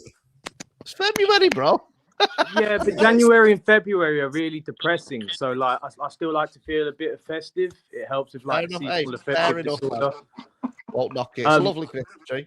Go on, sorry, your wrestling stuff. Yeah, no, it was entertaining. The crowd enjoyed it. I had fun. I did some good shit. But like watching back, you know, there's loads of stuff I can pick notes on. Like my feeding was a bit, you know, there's a couple of times I got lost. You know, there's a couple sloppy moments from myself. But you know, I had a good opponent who obviously. What's feeding? You had a fight in front of people. What is feeding? What are you talking about? What is feeding? Eh? What's feeding? Nah, well, feeding, you just made up yourself. Like, yeah. Nah, but he beat the shit out of me, man. Like, that's it. Yeah, I'm feeling it today. I'm covered in bruises, but yeah, that's like, it. It was good, bro. Like I've got a lot to learn. I've got a long way to go, but I'm fucking pumped and I'm looking forward to putting this work. Are you sore today? I am fucking sore, bro. Yeah. Did you win? You know, you let the adrenaline get to you, but yeah. But on the topic of the Crow battle, man, and there's 2 words I have to say to everybody who witnessed that battle and watched that battle. I'm sorry. Like, don't be sorry, man. Don't be sorry. Look. No. I am sorry, bro, because I let myself down. I let the league down. I let the people who predicted me down, because every battler people say never admit a loss, but sometimes you have to admit and own up and be a man and admit when you fucked up, bro. And I fucked up in that battle, man. I did not take that seriously. There's no excuse. There's nothing that prevented me from doing well apart from laziness and stupidity. And there's nothing that anybody can say to me that I haven't said to myself 100 times, man. You know, that journey back from Manchester that night, that was a 5-hour journey, man. That was a long journey, just me reflecting on myself. And where I was in battle rap and where I wanted to go. Like, and that's the only thing I can say, bro, is like, that shouldn't have been the way it was. That should have been a competitive battle. That should have been an enjoyable battle. That should have been something that people would want to rewatch. And that could have been something I won. But the thing that stopped that was me and my stupidity and my laziness. And, you know, talking about just coming off the topic of you, Briggsy, you know, coming back from your dojo loss. I had that conversation with myself on the way back. Like, I've got 2 more battles, man. I need to fucking pull my finger out my ass, take this seriously. And, you know, we got the Dub T battle dropping in next week. We got the Red Wolf one dropping later on, I assume. Yeah. And, you know, they're performances that I'm proud of. So if anything, this Crow battle, you know, it was a big loss, but it's I'd like to think it was a wake-up moment for me. That's the only positive I can take out of that. Just to pull you up on one thing though, you said you let the league down. I'll tell you from a league perspective, you absolutely didn't. You turned up, bro. Some battlers didn't turn up. You turned up, put on 3 clean rounds, whether you like them or not, whether people like them or not. You turned up, you put on a show. You know what I mean? That could have quite easily gone the opposite way. On the day that might have hit that freestyle rebuttal. I know we laughed at it, but like that could have popped, man. We've all done terrible flips. We've all done flips you thought were going to be shit that have shook rooms. Like, you've got to try these things. And I was actually chatting to someone about this yesterday. I can't remember who it was. It might have been Frost, about yourself. It was like, you're one of the very few battlers that isn't afraid to take a risk. That you know, sometimes taking risks pay off, but you're not a safe battler, bro. You're not someone who does the same playbook every battle, which might work for them. You will try a thing, you know. Yeah, you got to tell you not to let Locust off in the venue. No. You got a lot of personality, man. You're definitely very unique, bro. Yeah, and I rate the way you opened up this as well, when you did that accountability that you took there. But like Briggs said, man, you definitely aren't letting the league down, man. Like, if you feel like you let yourself down, that's it. That's a performance by performance basis, isn't it? It's just like, you know, like, people perform like not to the best sometimes, but I don't think you were shit or anything in that battle, man. You just lost a battle in a tournament of people Against are going a very for it. good innit? competitor, by the way, like a very good competitor. Yeah, like, man. Like, And no joke, how man. good was Crow that day, man? Crow was Yeah, so man. fucking Brilliant, great. yeah. And the thing Like- is as well, bro, like, you know, it's funny enough that, like I say, I was having this chat yesterday with one of the battlers, and I was just saying, like, if let's rewind 10 years ago with your character and your personality at the time when Don't Flop was peak, you would very much be in the conversation, in my opinion, with the likes of your Ogmioses, your Pedros, yeah. like characters were so hard to come by characters, and they're so unique and different to all of us. It's refreshing when you are there, man. Like, just be you. Don't change your style to fit into what you think everybody else wants, because there's a reason you keep getting booked. It's because you kick Nella. Do you know what I mean? It's not, you might not be selling fucking Brixton jam out, but at the same time, if you are on that card, you put it on a show. Like, that's the main thing to be doing, bro, is just do you. I think there is that doing me, but there's also an element of technicality and skill that needs to be there, which I didn't demonstrate in that Crow battle. Yeah, but that can be learned. You can learn that, and you can figure that out. Of course. But you've got a very hidden, like, you got a cheat code. What a lot of us have, like a lot of the guys who get to where it is, it's like we're very happy in being who we are, being ourselves, and bringing that to the forefront of the performance, and it not being a typical battle rapper or a battle rap way. If you look at a lot of the big entertaining guys, they're a unique personality to their own. So like, a lot of people might have copied them afterwards, so there's a load of them, but the first of the kind, a lot of the time, you know, they're themselves in a mad unique way. You're definitely one of them. Like, once you get certain techniques under your belt and stuff like that, then you're not only a dangerous MC, you're a good brand. You know what I mean? You just got to keep. I agree. Just bouncing off what Shotty said there before we move on, but, like, you know, there's certain things you can teach, and certain things you can teach. Go to Shotty Horroh's Battle Rap School, which is now on sale now. Get yourself Battle in Rap there. Blueprint. It's like, honest to God, let me just say, because I wasn't going to bring it up, but I'll take 2 seconds. Like I was saying before, everyone's talking about, you're born with it, or it's this, it's that. It's like, I'll let you believe that if that's what you believe. I believe, like, I can break down the formula to an exact fucking science. And, like, I've took months and months. Briggs is seeing the work. I got this live Discord going on with all these, with the people in there working on everything. There's so much crazy shit on there, and there's just pages and pages and pages and video presentations and all this of the most microscopic detail for battle rap, because, like I say, I think it's a sweet science, and I think people like myself and like the guests that I've got coming on to talk and do seminars and workshops, we're going to be able to tell people specific things, not just attack better or do this, like specific techniques, and for absolutely every facet of the game, man, even down to the business and negotiating and branding and all that type of shit. So I'm super excited about it. So if you do want to know more about that, battlerapblueprint@gmail.com. Appreciate you, Briggsy. Thank you for that. No worries. Well, the reason I segued into that is because, you know, we were just saying then, Kick, don't beat yourself up, because, like, Battle Rap Blueprint, for example, can teach you how to write, can teach you how to attack an opponent, but one thing you can't teach anybody is personality. You're born with it, or you're not born with it. Anyone can teach you how to rap and do what you want to do, Kick, but you can never lose your personality by doing that. I would never sacrifice being a good writer than being a good personality, because you can't teach that shit, man. Oh, well, Miles is on Football Manager and he's just beat Liverpool 2-1. Go on. What the boy? I've got him in. We're so proud of that. We're like, it's massive that, like, telling you, me and Briggsy have played Football Manager our whole lives, like, and always gone on about it to each other. And now his son is not only a wrestling fan, but he plays Football Manager. It's unbelievable. I'd argue Miles is a better Football Manager than what Briggsy is on Football Manager. Listen, we're here for you know what? Matters, right? And it's, Shots, I'm a liar. No, do you know what? In the game that we had, Briggsy had he didn't have a good run. I'll vouch for Briggsy, though. I will. He's a good manager. I'm sorry. He's got a tactical brain on him. And it's like we're 20 odd years in. This is champ manager times, isn't it? Stro, you're good. Obviously, it's literally your job. But I tell you who is having trouble. Trouble on game. I've heard. No one kicked Nelly out. He for some reason he just went. His screen went black and he removed himself. But Kit doubled himself up. 100%. Just bring another guest on that we got coming up. Might as well bring him up because he is battling Kick Nelly next. But he did have a great battle on block number 1 against Red Wolf, his opponent we spoke about earlier. Big Dub team in the building. How you doing, Dub? How we doing, man? Yes, our kid now. I'm good.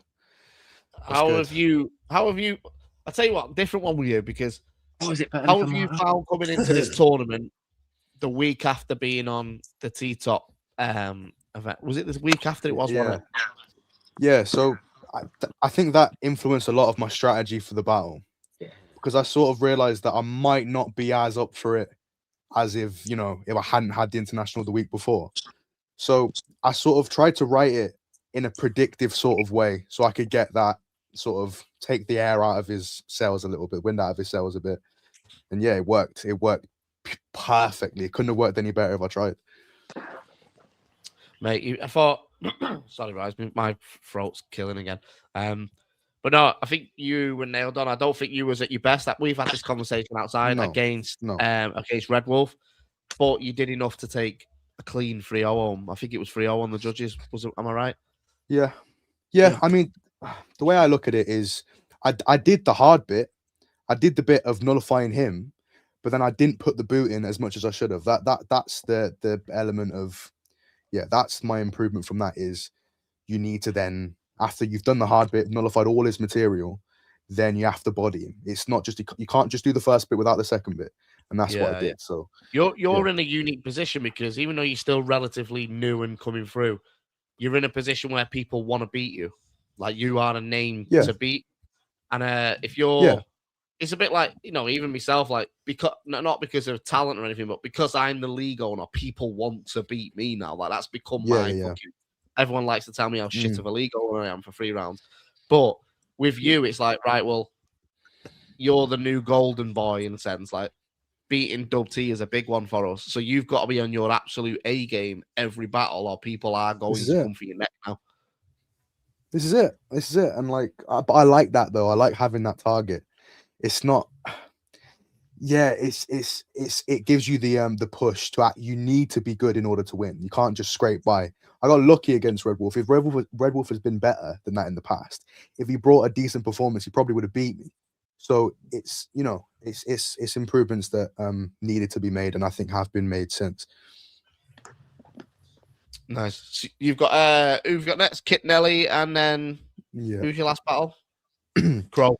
So it was going to be Crow, but obviously you lot didn't let me battle him for whatever reason, trying to rig it up or whatever. So that battle never happened.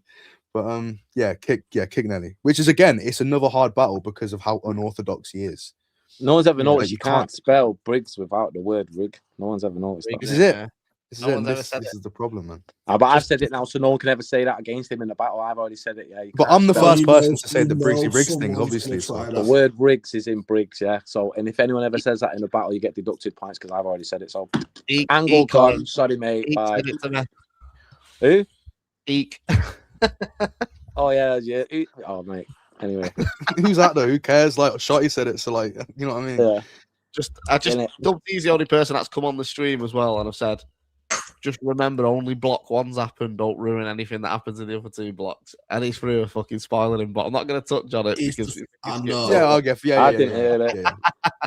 No, I didn't. But no, mate. So you've got Kit Nelly next. How did you feel coming off the back of the Red Wolf one? Because obviously you didn't see the judges' decisions and everything until the thing. The battlers haven't seen any of the judges. They don't know who won each battle really.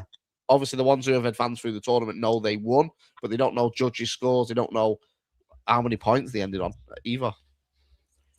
It's hard to come out of that battle and feel like I lost because of how the room was, because I'd nullified it. Whatever, regardless of what he was saying, no one really cared because it was like, well, you're literally just doing exactly what he said you were going to do. So it's hard to walk out of that room and go, I've lost, because my opponent didn't do anything of note. You did an Arsenal. You did an Arsenal. You wasn't as big. You wasn't as not the battle rapper, the football team. You wasn't as dazzling as we've seen. Part of the I did 1 round, but you had a great strat. You was good. You had good quality, enough quality and a great strategy.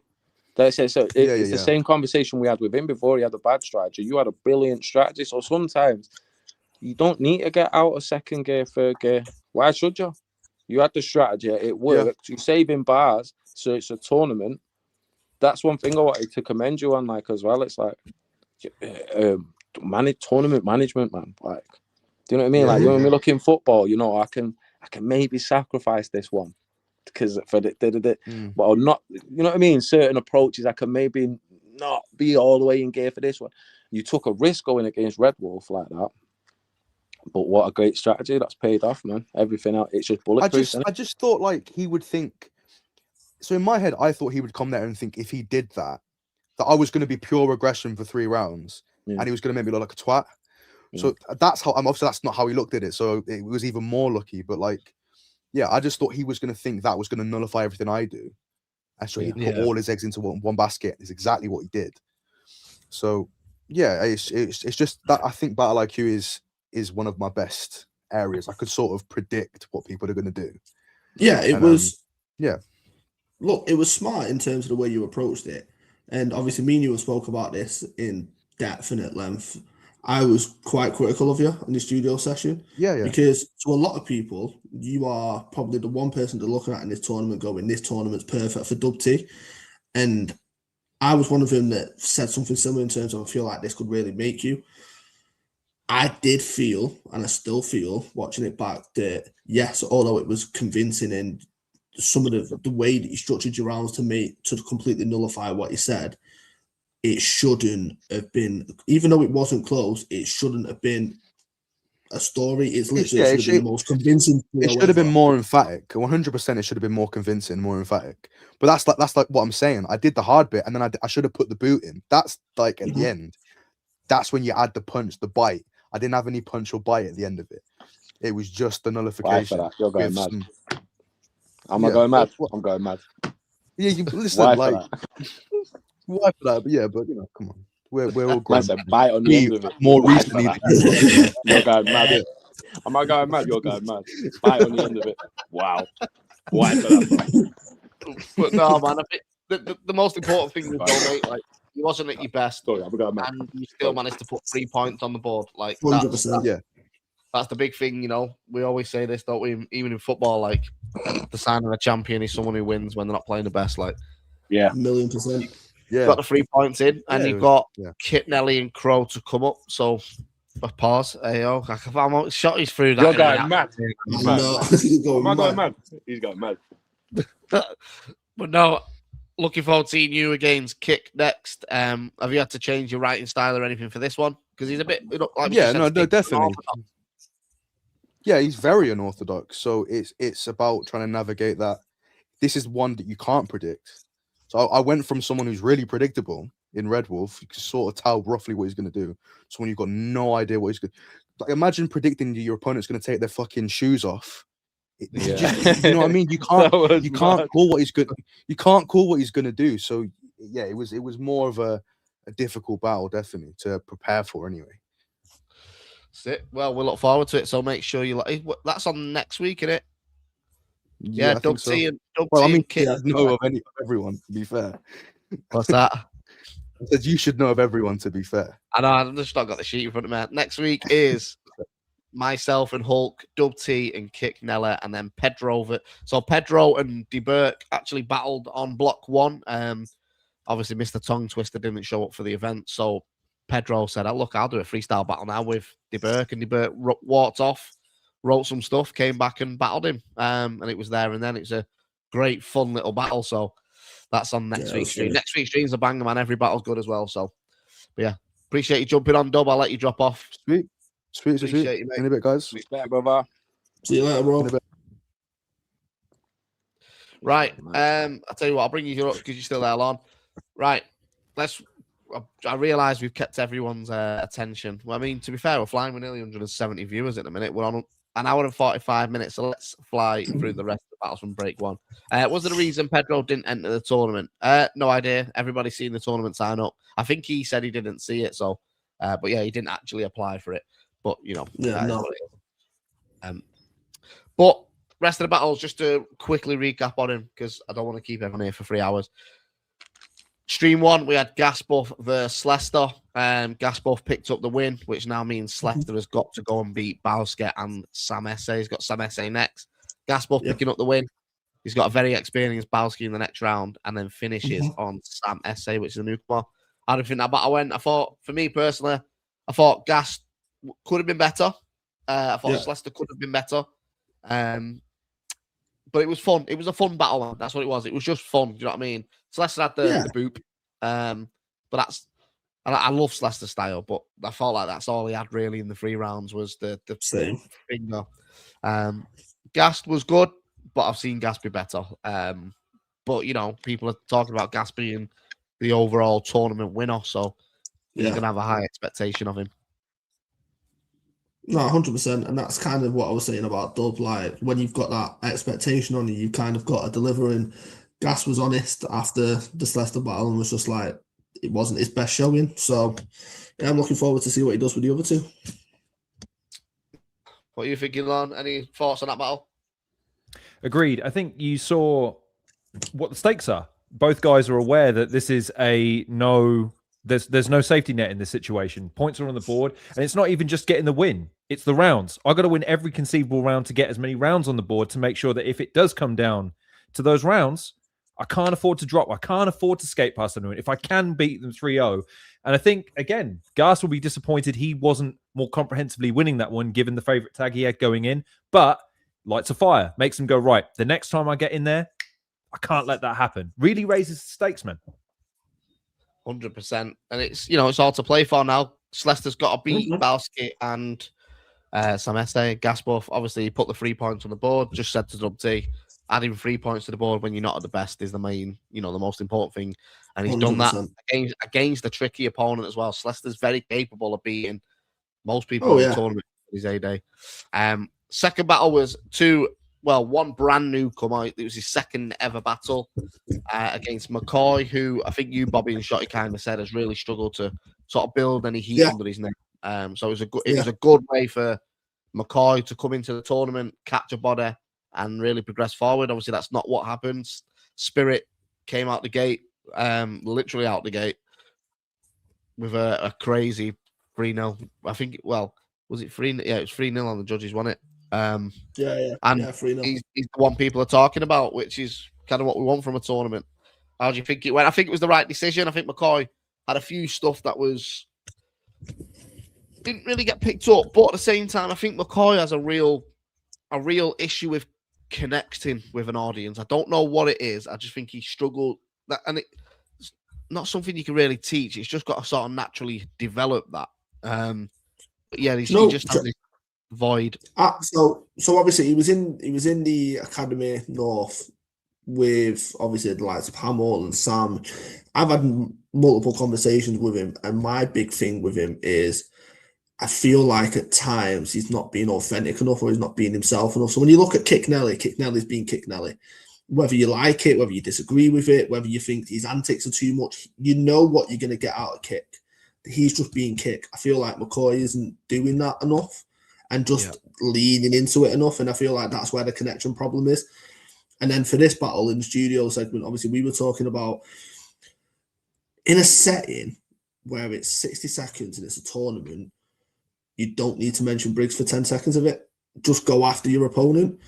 Whether it would have made that much of a difference, probably not, but you use everything in your arsenal. And I just felt like and this is one problem McCoy's always had, is the choice of angles.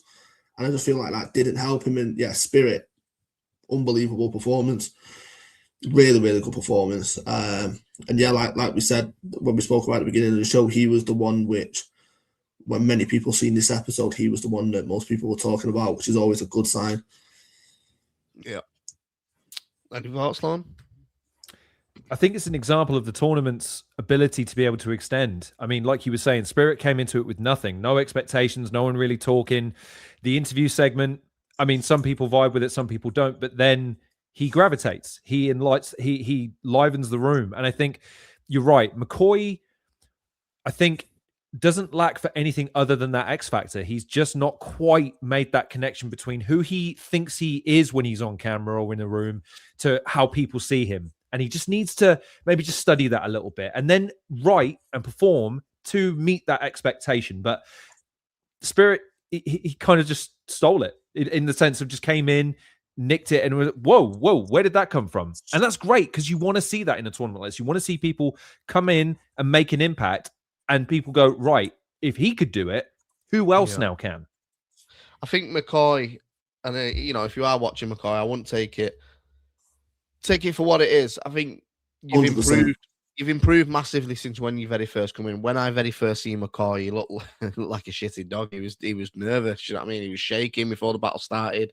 Half the time, his anxiety was getting the best of him, and he'll openly admit this. Like, he was struggling, he was choking a lot. That's gone out of his game now. He is delivering 3 rounds confidently.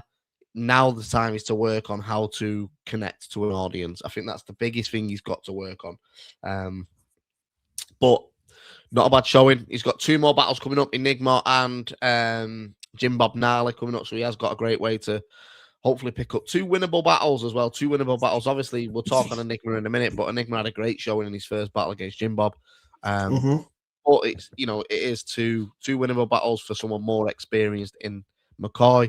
And Spirit taking probably what most people would have said the strongest in that group out in his first battle, putting 3 points on the board, puts him in a great position going into his next 2 battles again with Enigma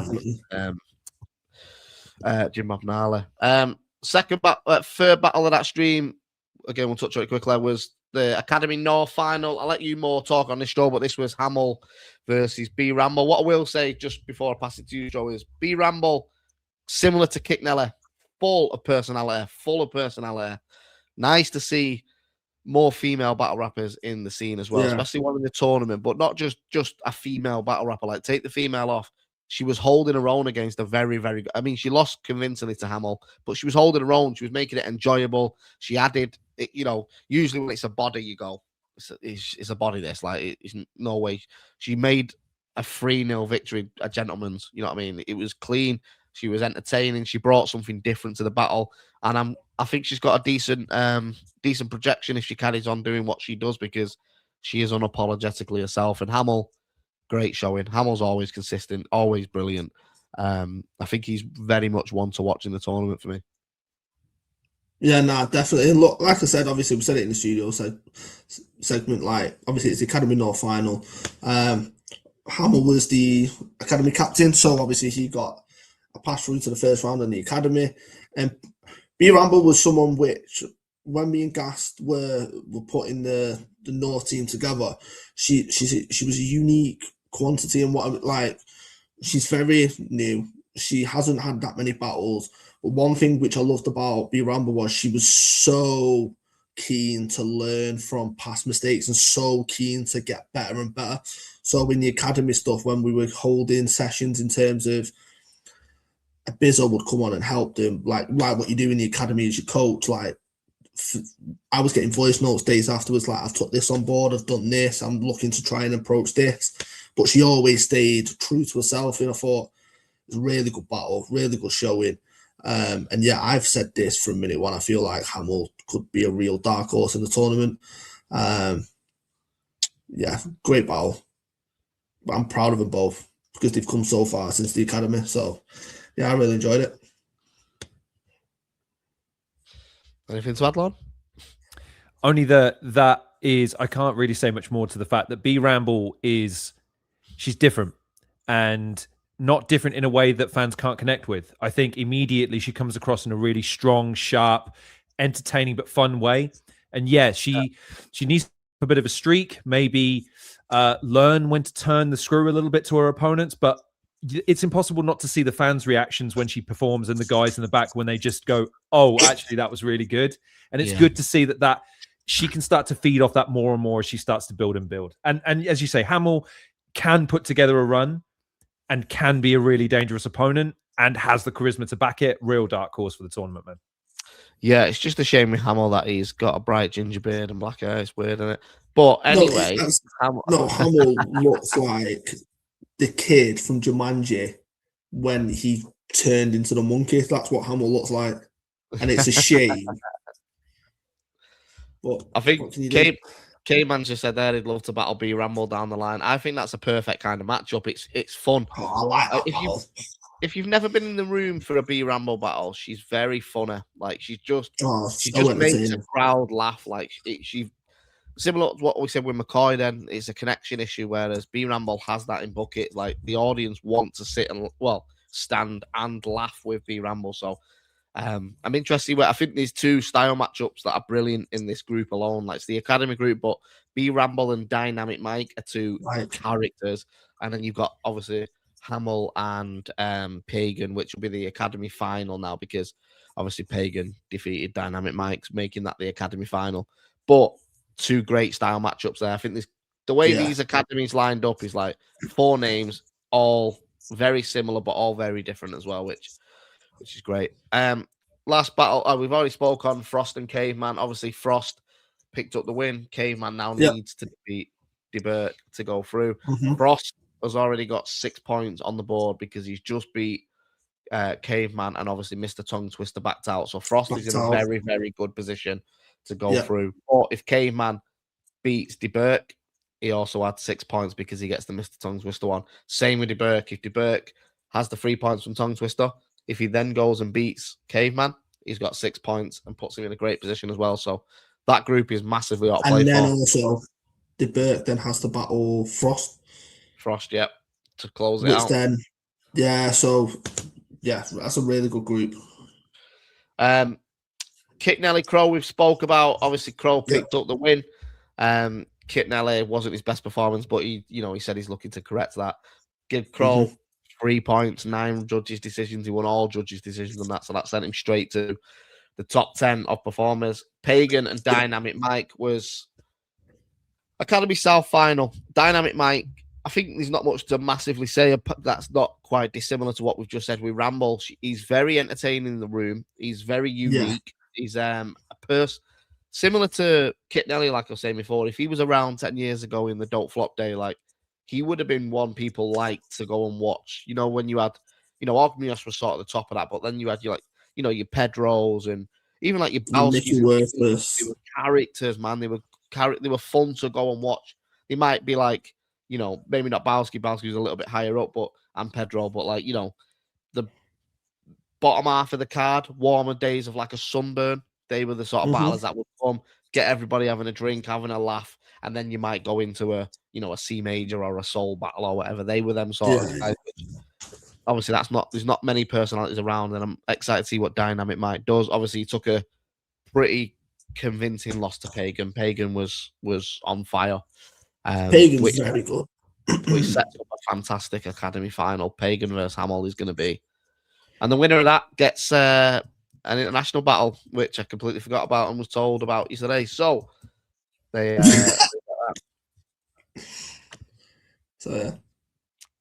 any thoughts on that battle, or do you want to skip on anyone want to touch on?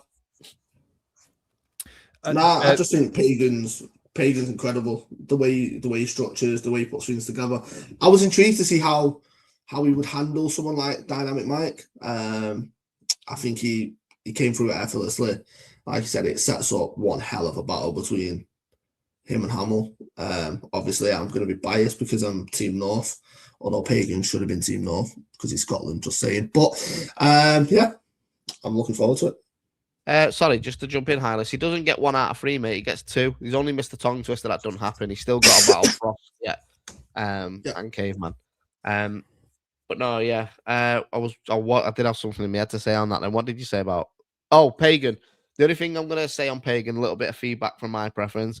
I think he's very good. His writing is very good. His performance is very good. I would just like to see him mix up a bit of variation now and then. Maybe add a little bit of a not jokes or whatever. Just add a bit of. I'm just missing something. There's something just missing. A bit of personality with it.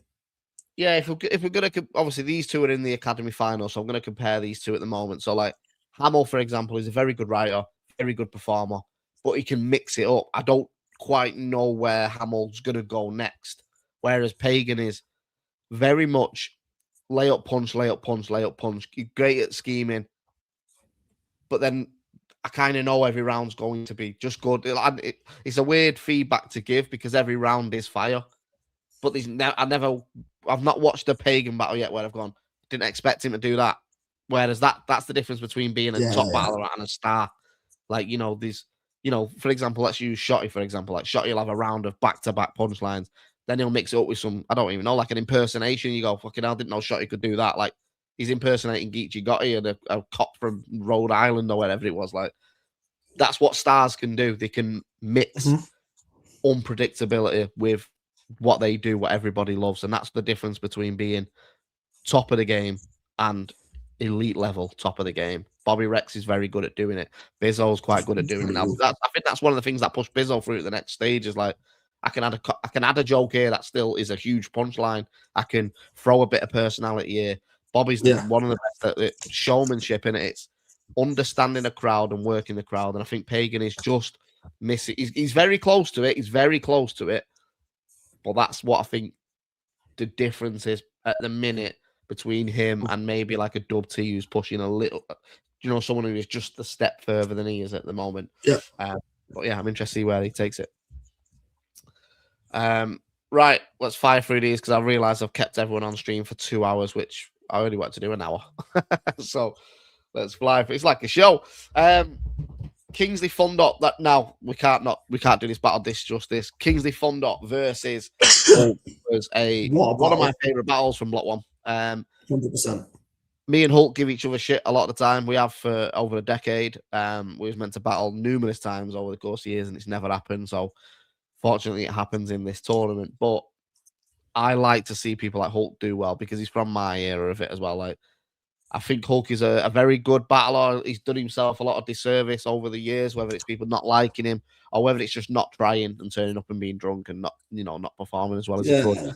But when Hulk is on his day, he is very, very. He's a very structured battle rapper, which is a rapper as well. I think that comes across. He's a rapper as well. And Kingsley, obviously, I battle Kingsley in this tournament. Is what I was just saying about Pagan. Really, he's what Pagan's missing. He's unpredictable. I know what Kingsley's going to do, and I can probably predict an entire Kingsley round. But he'll do something in there that'll go, right, I didn't expect that. That's just weird, or that was great, or even if it's a full round of jokes, he might have a 4-bar scheme in there, which is back-to-back punchlines, and you're like, all right, so he can rap as well. So this was a great style clash, I thought. I thought it worked out perfect. They were both freestyle rebuttaling between each other, which was great. And I think it was it was 5-4 on judges' decisions, so Hulk took it in the end at 1 point, which now means Dojo and Hulk are at the top of the group. But the way the tournament's lined up is I now face Hulk and Dojo now faces Kingsley, so the group could literally change in one swing of an arm, sort of thing. Mm-hmm. Any thoughts on that battle? Just like you said, it was one of my favourites of the first block because, look, Hulk's been doing this for a long time, and similar to what you said, I don't feel like at times he took it as serious as probably what he should have, which is a shame because Hulk's stupidly talented. He's so good when he wants to be, and I was very intrigued by this matchup because I'm a huge fan of Kingsley and I have been from the jump. And I just really wanted to see how Kingsley would approach someone like Hulk, and on the flip side, how Hulk would approach someone like Kingsley. And it delivered. It was a great battle, great showing from them both. Super close. Funny moments, good moments in it. Yeah, in the room, I really enjoyed it. And on camera, it came across perfect. Any thoughts, Lon?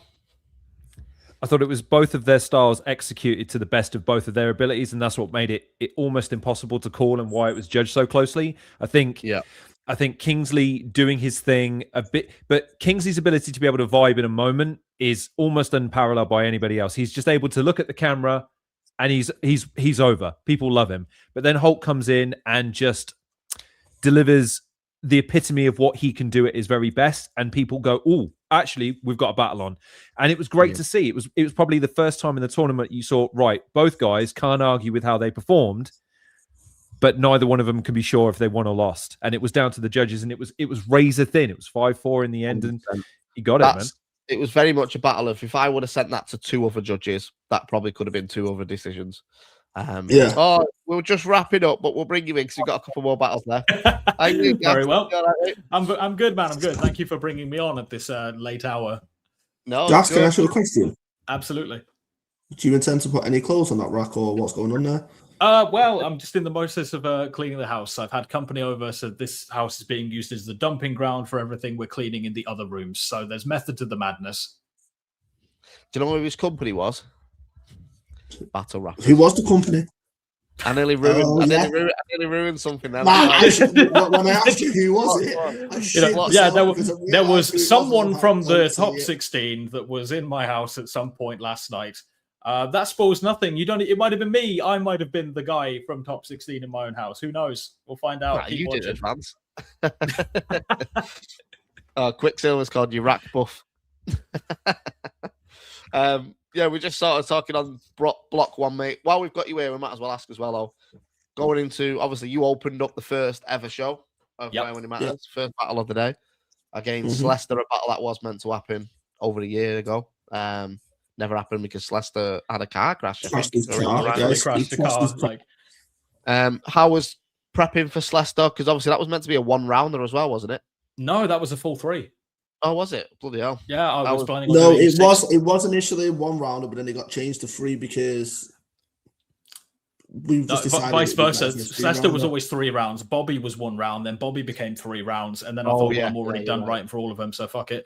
But that was a weird one because obviously they were bars that had already been there a while that were no longer applicable, but also weren't applicable to a format that was 30 less seconds and also judged.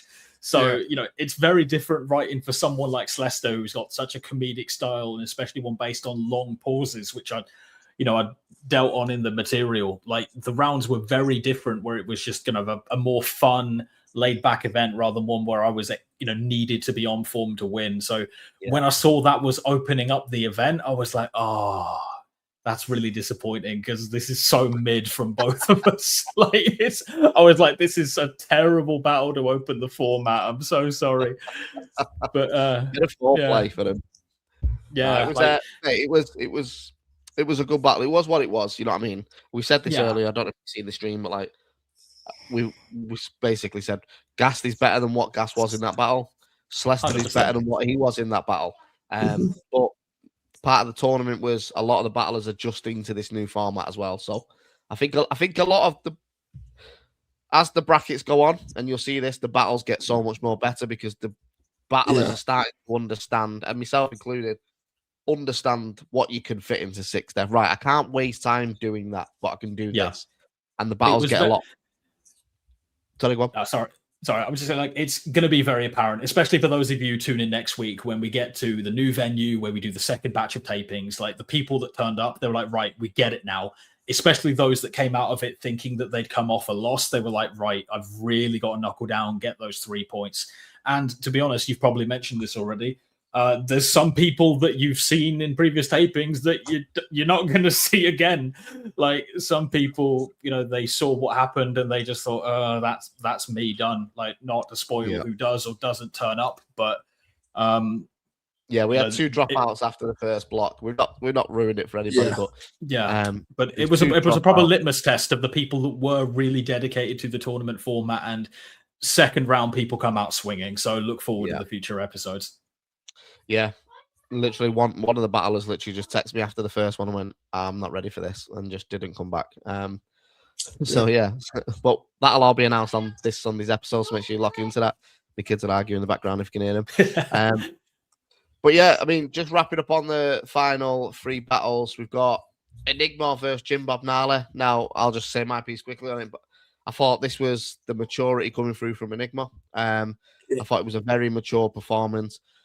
He tried things, not everything landed, but he did try things. Whereas Enigma in the past he just wasn't good. Do you know what I mean? Like, as harsh as that sounds, he just wasn't. He went from being okay to sort of no, just don't book him anymore. But he always had something, Enigma. Personality has been one of his big traits. He's got a lot of personality to him, and I think it really shone in this battle with Jim Bob. The fact he's took his battling serious, and he said this in his interview, like, this is the first time I've actually sat down and gone, this is how to write a rap battle round, whereas he was winging it a lot of the times. And, you know, I think Troubz asked him why he stopped battling, or LSD maybe, and he was like, because I was washed. I was shit. Like, stop battling. Nobody wanted to see me battle. And then he's come back. He's obviously took time away. He's grown up. Don't forget, he was a young lad when he first came in as well. I think he was like a teenager. Yeah, he was very young. Now he's understands it. He's watched it. Being around the likes of Georgie Roots and Tech and stuff like that in the group they were in, you can definitely tell it's had an influence on his writing style. But I was very, very impressed with Enigma. Jim Bob's a weird one. Jim Bob has a battle, like his Hamill battle, for example. You watch it and go, okay, there's a battler there. I can see what he is now. And then he has a battle like Jim Bob and like Enigma, sorry, and you're like, nah, don't see it again. It's gone. Don't. I can't see where this goes now. And as harsh as that sounds, I thought it was a very poor showing from Jim Bob. But it put Enigma in a great light with 3 points on him. Oh wait, we got a guest. Hello, we've got 5 on the screen now. He's on mute. Yo. You're on mute, Troubz. There you go. I was on mute. What's happening? Good. Just talking about Enigma and Jim Bob Gnarly. Anyone got any thoughts on it? No, you covered everything really. Like Jim Bob's again, like he feels like he could be good. Like he does sometimes struggle whether he wants to do jokes or bars, and like a lot of the time I feel like he leans towards jokes but never quite sticks the landing on them. Like there's definitely something there. Like he's wanted to improve. He's done 2 academies, but like it's just still not polished, unfortunately. I just don't know if he puts the work in. I don't know if he does his 1,000 hours. You know what I mean? I don't know if he's overly prepping, if he's right. And it's easy coming from me because I just choked 3 rounds against Dojo. But, you know, it's what it is. It's like, you know. Yeah, but there's a level of standard as well, isn't it? Like he looks like he just goes with whatever he writes first. That's what I mean. There's no editing. There's no sitting Yeah. Like even my dojo, I said this before my dojo battle. Like I actually really liked the material I had. I'm so disappointed I didn't get it out because I think if I would have got the 3 rounds out, I would have won the battle. But I'm always going to say that. Whereas I feel like Jim Bob writes. I would not be shocked if Jim Bob writes 3 rounds in one night and that's it, done. It's locked. Doesn't revisit it. Doesn't go. Yeah, I think especially someone that he's been in the academy a few times and the academy showings didn't go as he wanted to or whatever.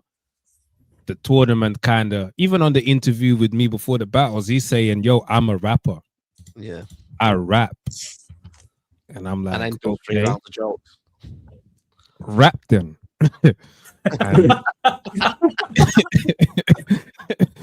You a rapper, you rap. Because I think the question was, what's the difference between you and everyone else on your tournament and on your group? And his answer was, I'm a rapper. Yeah. I rap. Well, then I should have rapped. You know what I mean? But yeah. I mean, Jim Bob's got Spirit and who's the other one he's got? Spirit and McCoy. He's got McCoy next. 2 tough battles after Spirit's first showing. McCoy could quite easily be. I think McCoy's performance against Spirit beats Jim Bob's against Enigma. So he's got it all to play for, man. He's got it all to play for, and he's put himself in a difficult position because, like I say, the Jim Bob versus Hamill battle is one where you watch and go, okay, I can see what he's trying to do. He's a lot more aggressive in that. But yeah, sorry, Lon, did you want to say something, mate? I just see the message there. I was going to just suggest it. I think both Jim Bob and McCoy lack that little bit of killer instinct. I think they can both have their moments where it comes together, but it's a bit nebulous and it never lasts. And it's just again that disconnect from who I think they want to be to who they're projecting when they're in the room and in the moment. And Jim Bob, I think, he just doesn't come across that he fully commits to the bit. And I think when he does and when he presses the issue, or if he's against the right opponent that he feels that energy, he's great. But I just didn't. And Enigma was just too much of a high step up from where I think people thought he was to what he was on the day, and came at it with everything you want to see in the tournament, which is someone fully embracing the opportunity.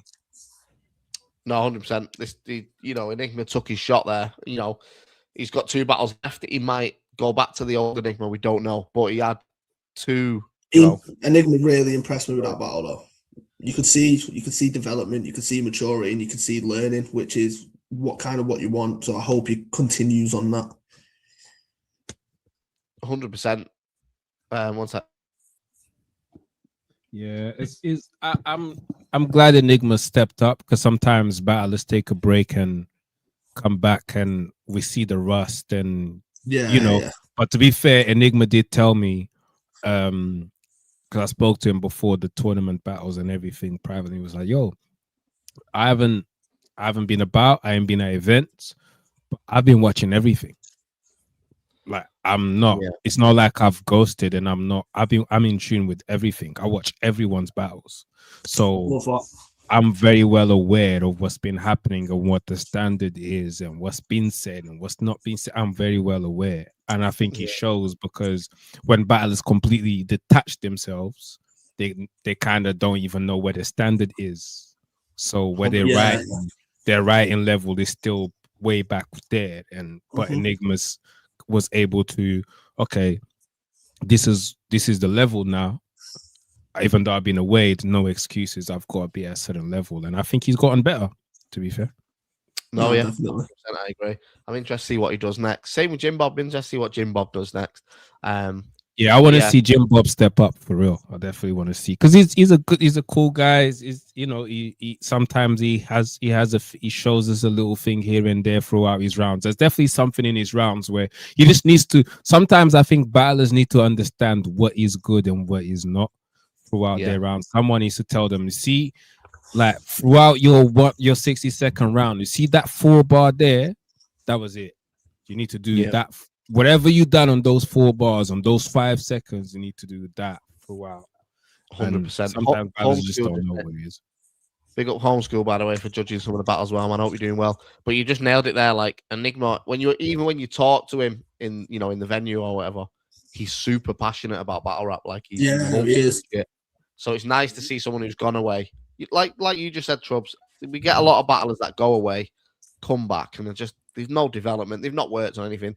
They just said, "Oh, I've had a break." Like you've not gone away and actually practiced. And like I said, I think being around, I forgot what the crew was called. Was it Penn State, Tech, Georgia? Being around them guys, they've battled at a good level, all of them. So you're only going to improve. You know what I mean? Like it's just the way things work, and I'm happy. Yeah, to I know. Someone... I'm aware Tech still runs his rounds through Enigma, so it's one of them ones where, all right, Tech has a battle, he'll run his round. Oh, Enigma here, my round. So he's still kind of in the game, still just involved. In the background. Highness, can we get Homeschool to be the international versus Pagan or Hamill? We'll have to wait and see we'll have to wait and see, chicken. Right. Big up Homeschool, man. Need to see more battles from Homeschool. I love Homeschool battles, man. Bro, when we start doing them international bookings again, man, we've got to get the Homeschool hat trick. He's had 2 now. Second to last battle was Beyond versus 7 Wave. I'm just going to quickly touch on this. Yeah, it was one of them, wasn't it? Beyond, I like Beyond just to kick it off. I like Beyond. I think his writing is actually very good. He needs to work on the accent because it's not his real accent. But I get it. You know what I mean? He's battled on spaces, and when a lot of battlers come in at first who are very influenced by American battles, they do have a twang or a couple of words. Or people do it now. We've got a lot of battlers in our scene who speak in the natural accent, but they're saying loads of American slang like "I blame the swammy." Like, who the fucking hell's saying that in Birmingham? Do you know what I mean, Dubsy? I will do. But no, I think Beyond. I think Beyond is one of them. I think he needs. I think the tournament will be good for him wherever he ends up. He's got a good group where he can develop pretty quickly against. He can pick up some wins quite cleanly. Obviously, he's got 7 Wave, Yanef, and who's the other one? DW, but he dropped. So DW dropped. So he's got 3 points on the board anyway because DW's dropped out. And now all he's got to do is beat Yanef, and that gives him 3 points and puts him in a great position. Gives him 6 points because DW. So if he beats Yanef, he's through. Do you know what I mean? Obviously, Yanef has already got 3 points because DW no-showed.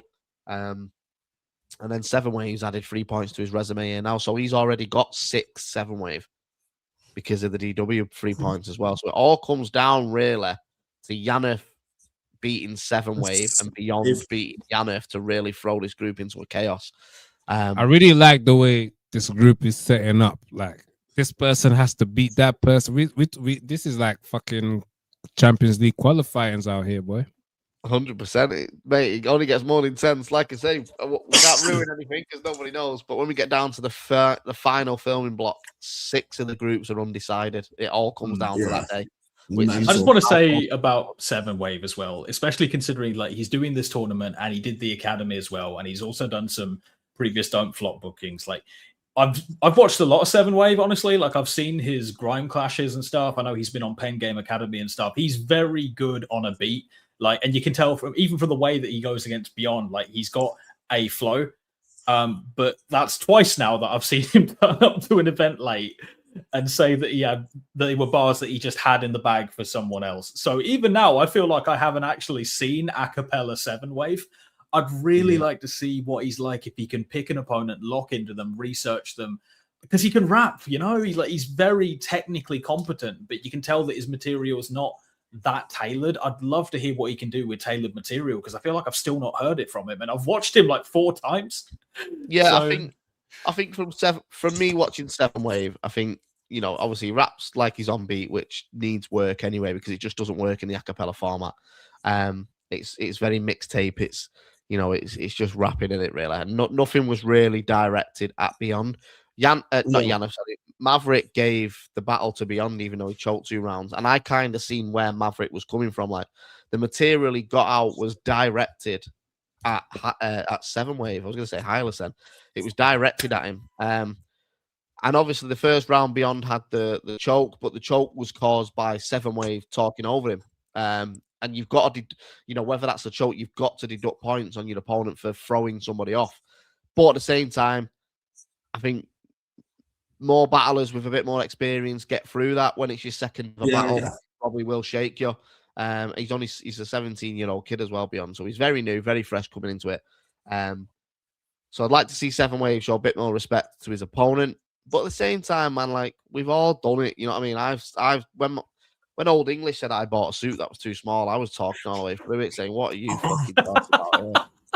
Like, I'm not getting your feelings sometimes. Like when someone says a shit bar to you, just like, what? Like, that doesn't make sense.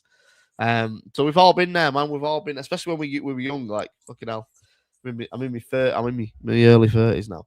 But when I was, what you laughing at, Ghast? You got a head.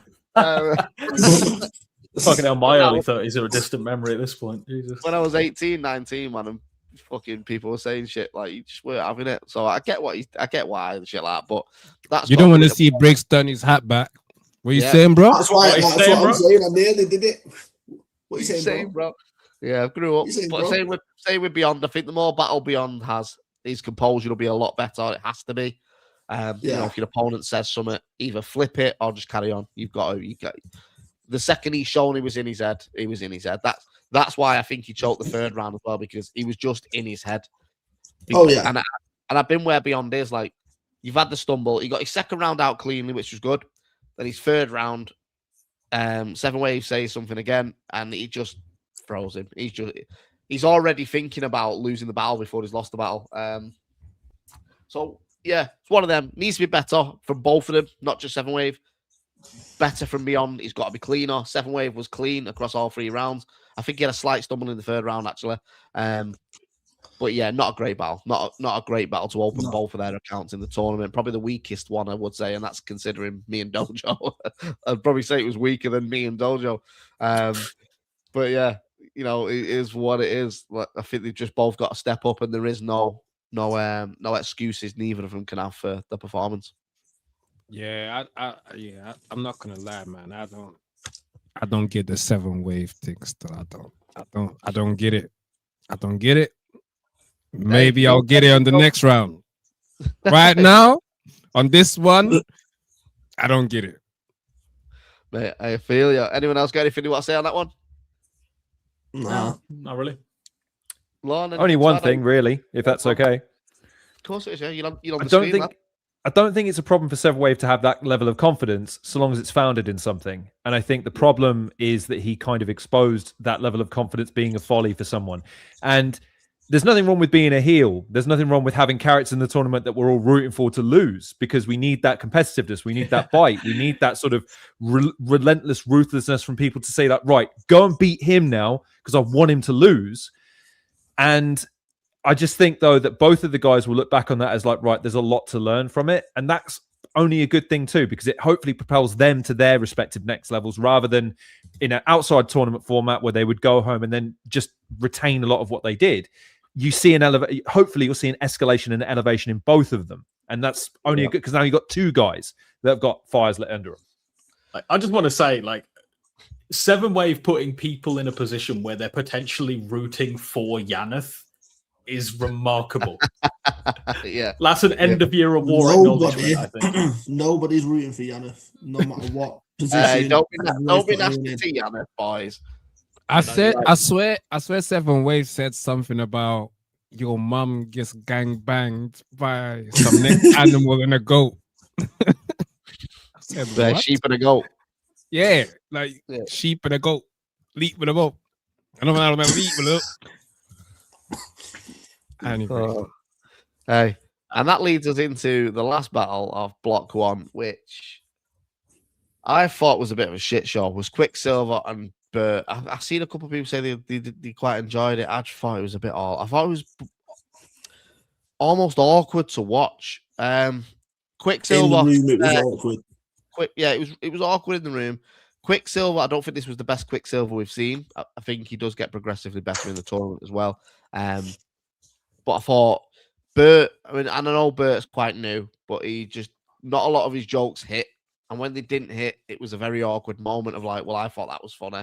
I'll just laugh myself then. And I get what you're doing, because sometimes that's what's it called? Self-deprecation is funny. Yeah. Some battlers do that really well. But yeah, it just didn't hit. It was probably the most and fucking out saying something, but it's probably the most awkward battle to watch in the room. It just felt very off. But was it a red? I don't know if it was.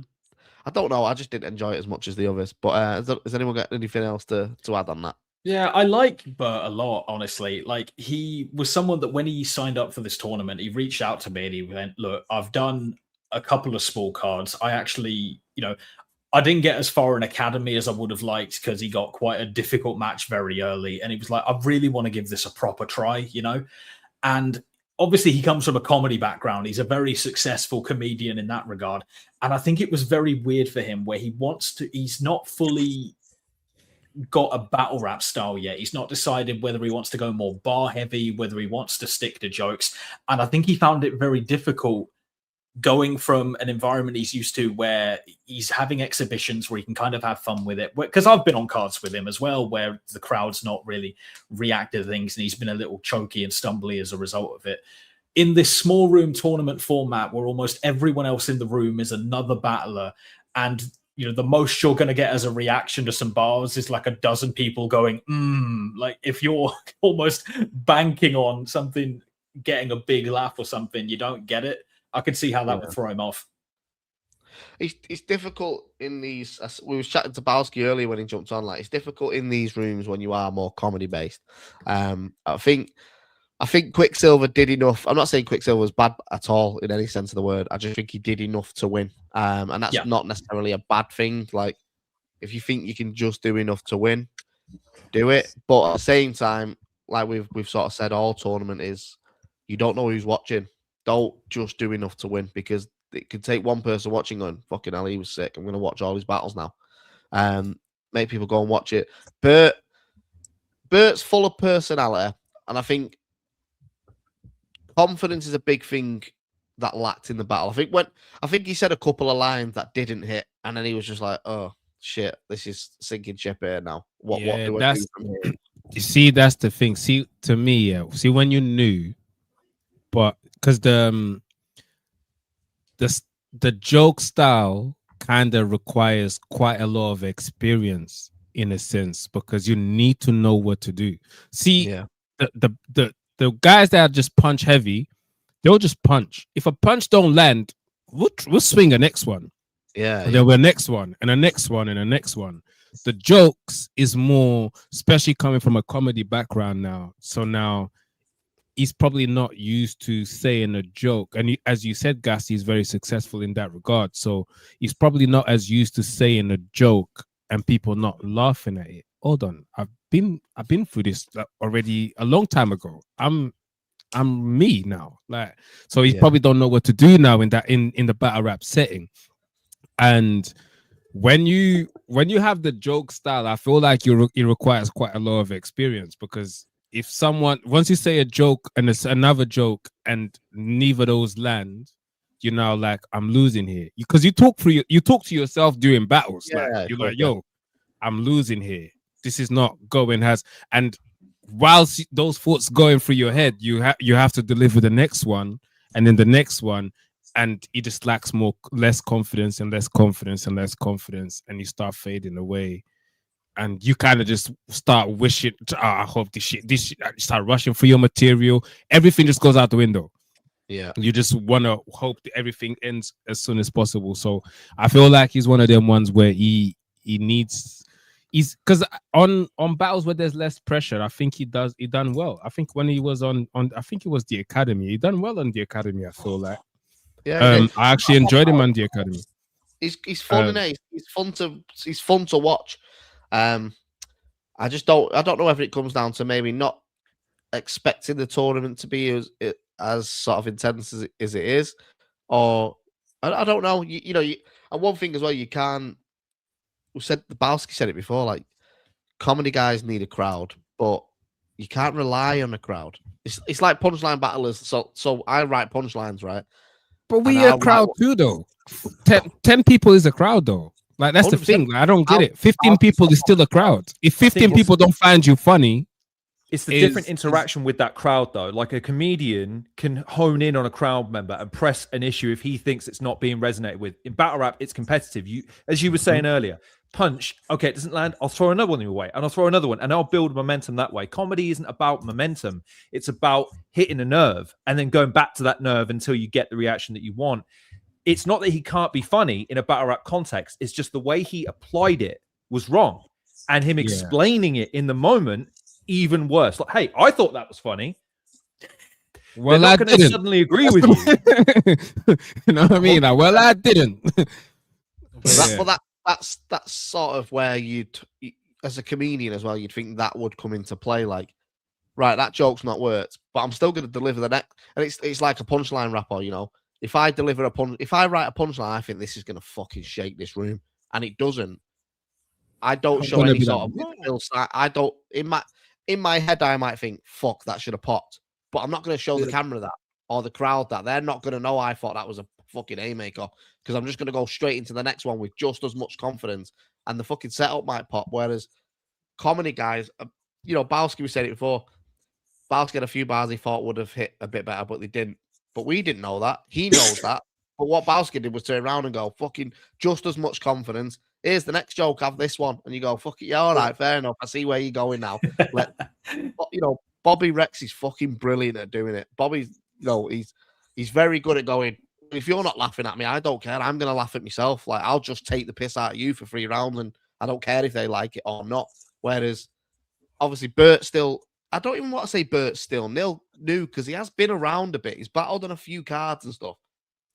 And he's a stand-up comedian. But how involved is he, though? How involved is he? That's the thing. Like, sometimes being around and timing doesn't... Yeah, it's different to being involved, yeah. Yeah. Being around and being tapped in are two different things. Like, when you look at... We go back to the Enigma conversation. Enigma's stepped away, but he's tapped in. He's invested, you know what I mean? I don't feel that with Bert. Yeah. And who does he tap in the scene? Does he tap in with you guys? Like, he used to. He hasn't for a while, but like, yeah, when he was signing up for Academy, and like, just because I knew him through like cards on other leagues and things where we've been in, like, he wanted to do Academy because he's like, look, I've done other cards and like other small events, but like, I want to get good at actual battle rap. I want to be in a competitive setting like Academy, like where winning matters. So, but I also don't know if he taps in with like other people, other battlers, or if he only runs it past other comedians, because a lot of the time it comes down to who you run your material past. 100%. Well, Quicksilver's just caveman. Quick comment maybe. Okay, go on. Chat, by the way. Quick has just said, what did you find awkward about it? Our angles and performance. I don't know if I could. for me personally, I don't know if I could quite put my finger on it. It was just, and I don't know whether that was off the back of watching Bert. I don't want to say dying. Who went first? Did Bert go first? No, he went second, I think. Okay. But it just got. I think Bert started with loads of confidence, and then he said something that didn't land, and then he just like went. You watched him die. Do you know what I mean? You watched his old confidence go, and that made the rest of the battle awkward. I put it this way: like, it wasn't the same level, but when I battled Joker Star, and Joker Star did that second round, retiring and saying he loves everybody and everything. And my third round was like ultra aggressive, saying everything I could possibly say to him. It felt awkward to me doing it because I was like, you've just told me you fucking love me. Do you know what I mean? Like, you shook all our hands on stage, and it was just a room shifter. Now, Quick, for me anyway, your style is quite alternative to everybody else's anyway. I feel like you need energy to keep your energy up. And as that battle went on, it just progressively got.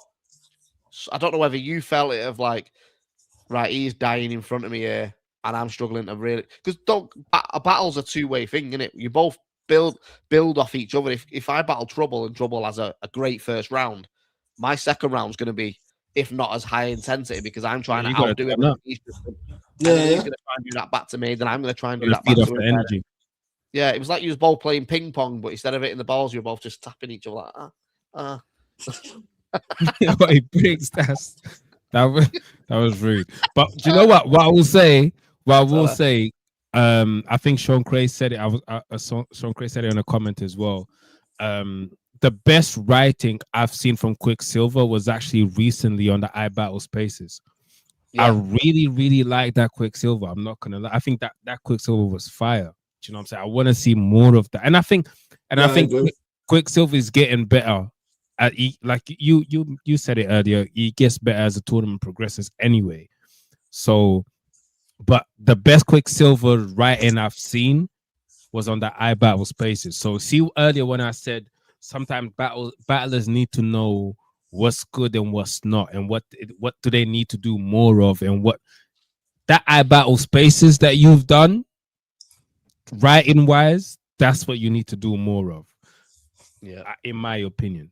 I feel like Quick's really starting to find his own character as well. I think he's starting to get an idea of, right, this is a bar, but this is a Quicksilver bar. Like I found that when I was finding my feet earlier on about, and I was trying all these different styles, I was like, yeah, this is funny and this is good, but this would sound a bit weird coming from me. Whereas people will hear this in particular and be like, yeah, this is a Ghast bar. And I think he's starting to find his own lane as well. Yeah. But yeah, sorry, Frost. I've just seen your message there. I would invite you up, Frost, but it's been nearly 3 hours on here, so don't want to keep everyone on too long. Appreciate that we've got 185 viewers at the minute, which is great for a Sunday night. But if anybody's seen me yesterday, I'm dying of the flu, and I've been trying to soldier it out for as long as I possibly can. And I'm getting to the point where you can't visibly see it, but I have beads of sweat running down my forehead. So I'm going to dip. But where winning matters, block 1 is done. Great set of battles. Block 2 starts from next Sunday at 8 o'clock, sponsored by Card Tricks UK. Go and check them out if you're into your card collecting on Whatnot. If you go to Whatnot, by the way, use the link we share, you get a free £10 on sign up. And if you're into your wrestling cards, use the promo code PB Wrestling. Or if you're into your sports, go to PB. The promo code is PB Sports, and you get up to 50% off, up to £10 on your first thing as well. So get yourself on, and we'll see you next week at 8 o'clock. Appreciate everyone that's been active in the comments. Like I say, we're going to do this every 4 weeks. We'll recap that block that has just completed. And yeah, appreciate you all, man. Didn't expect nearly 200 viewers tonight, so it's been a good stream. Anyone got anything they want to sign off with? Because I'm fucking dying. Yeah, I'm dying. Me and Stro poorly, man. Lord, appreciate you joining us. Appreciate all the battlers. Ghast Buff, Troubz, obviously want in. Anything you just want to finish on? Where can people check out what's going on from you guys? Literally this channel. I'm doing nothing else. Subscribe. Make sure you go subscribe. Subscribe all that. Yeah, if you want. Nah, big up everyone. And then, Lorne, are you live tomorrow, Monday with Crash? I think you guys have taken us out of a job this evening, ladies and gentlemen. But I mean, we'll be back next week. The week after, we do a wrap up at 9 o'clock on the Monday. But first things first, you got to tune in Sunday, 8 p.m. on YouTube and all good streaming platforms for the next round of Premier Battles where winning matters, because it's going to be brilliant. And I guarantee it. There's not been a bad one so far. Nope. The next one. Next week. We used to do this. And what you've got coming up next week with loads of fancy graphics, but we've not got it today. Next week is Pedro versus Burke in an exhibition battle, which happened on Block 1, which was a great, fun battle to watch. That is going to open up Block 2, followed by myself versus Hulk. Obviously, I now need to pick up 3 points to put on the board against the guy who's just won Performance of the Night and Battle of the Night in Hulk after beating Kingsley Thunder. So, difficult task on my hand. And then the last let is Dub T versus Kit Nellet. Obviously, Kit Nellet just came off the back of a big loss to Crow. Dub T picked up the win over Red Wolf. So if Dub T beats Kit Nellet, he pretty much cements himself into the qualifying round. Kit Nellet needs that 3 points if he's going to even consider going through to the next round. If he loses against Dub T, he's out. Hopefully he keeps his shoes on as well. Yeah, keeps his shoes on. If not, we're just going to have to buy some Crocs or something. You know, where you can just they're on, but they're off. Rich Al style. But yo, make sure to click subscribe, and we'll be back at 8 o'clock. All the promo for this week's show will start rolling out from tomorrow. And if I don't see you there, then I'll fucking batter you. So aggressive. And make sure like go and hype the streams as well. Like go and hype it so he stays on the algorithm. Don't just hit the like button, subscribe, all of that, but make sure you hype it as well so he pushes, so that YouTube pushes. 100%, man. Jump in if you've not watched the streams as well, go and watch them back. Let us know in the comments in there what you agree with, what you don't agree with. We've been actively telling the battlers to engage with you in the comments as well. Like just get involved, man. Like the way this builds is we're all talking about it, and if we're all talking about it, it builds, doesn't it? But I'm going to leave you Sunday night.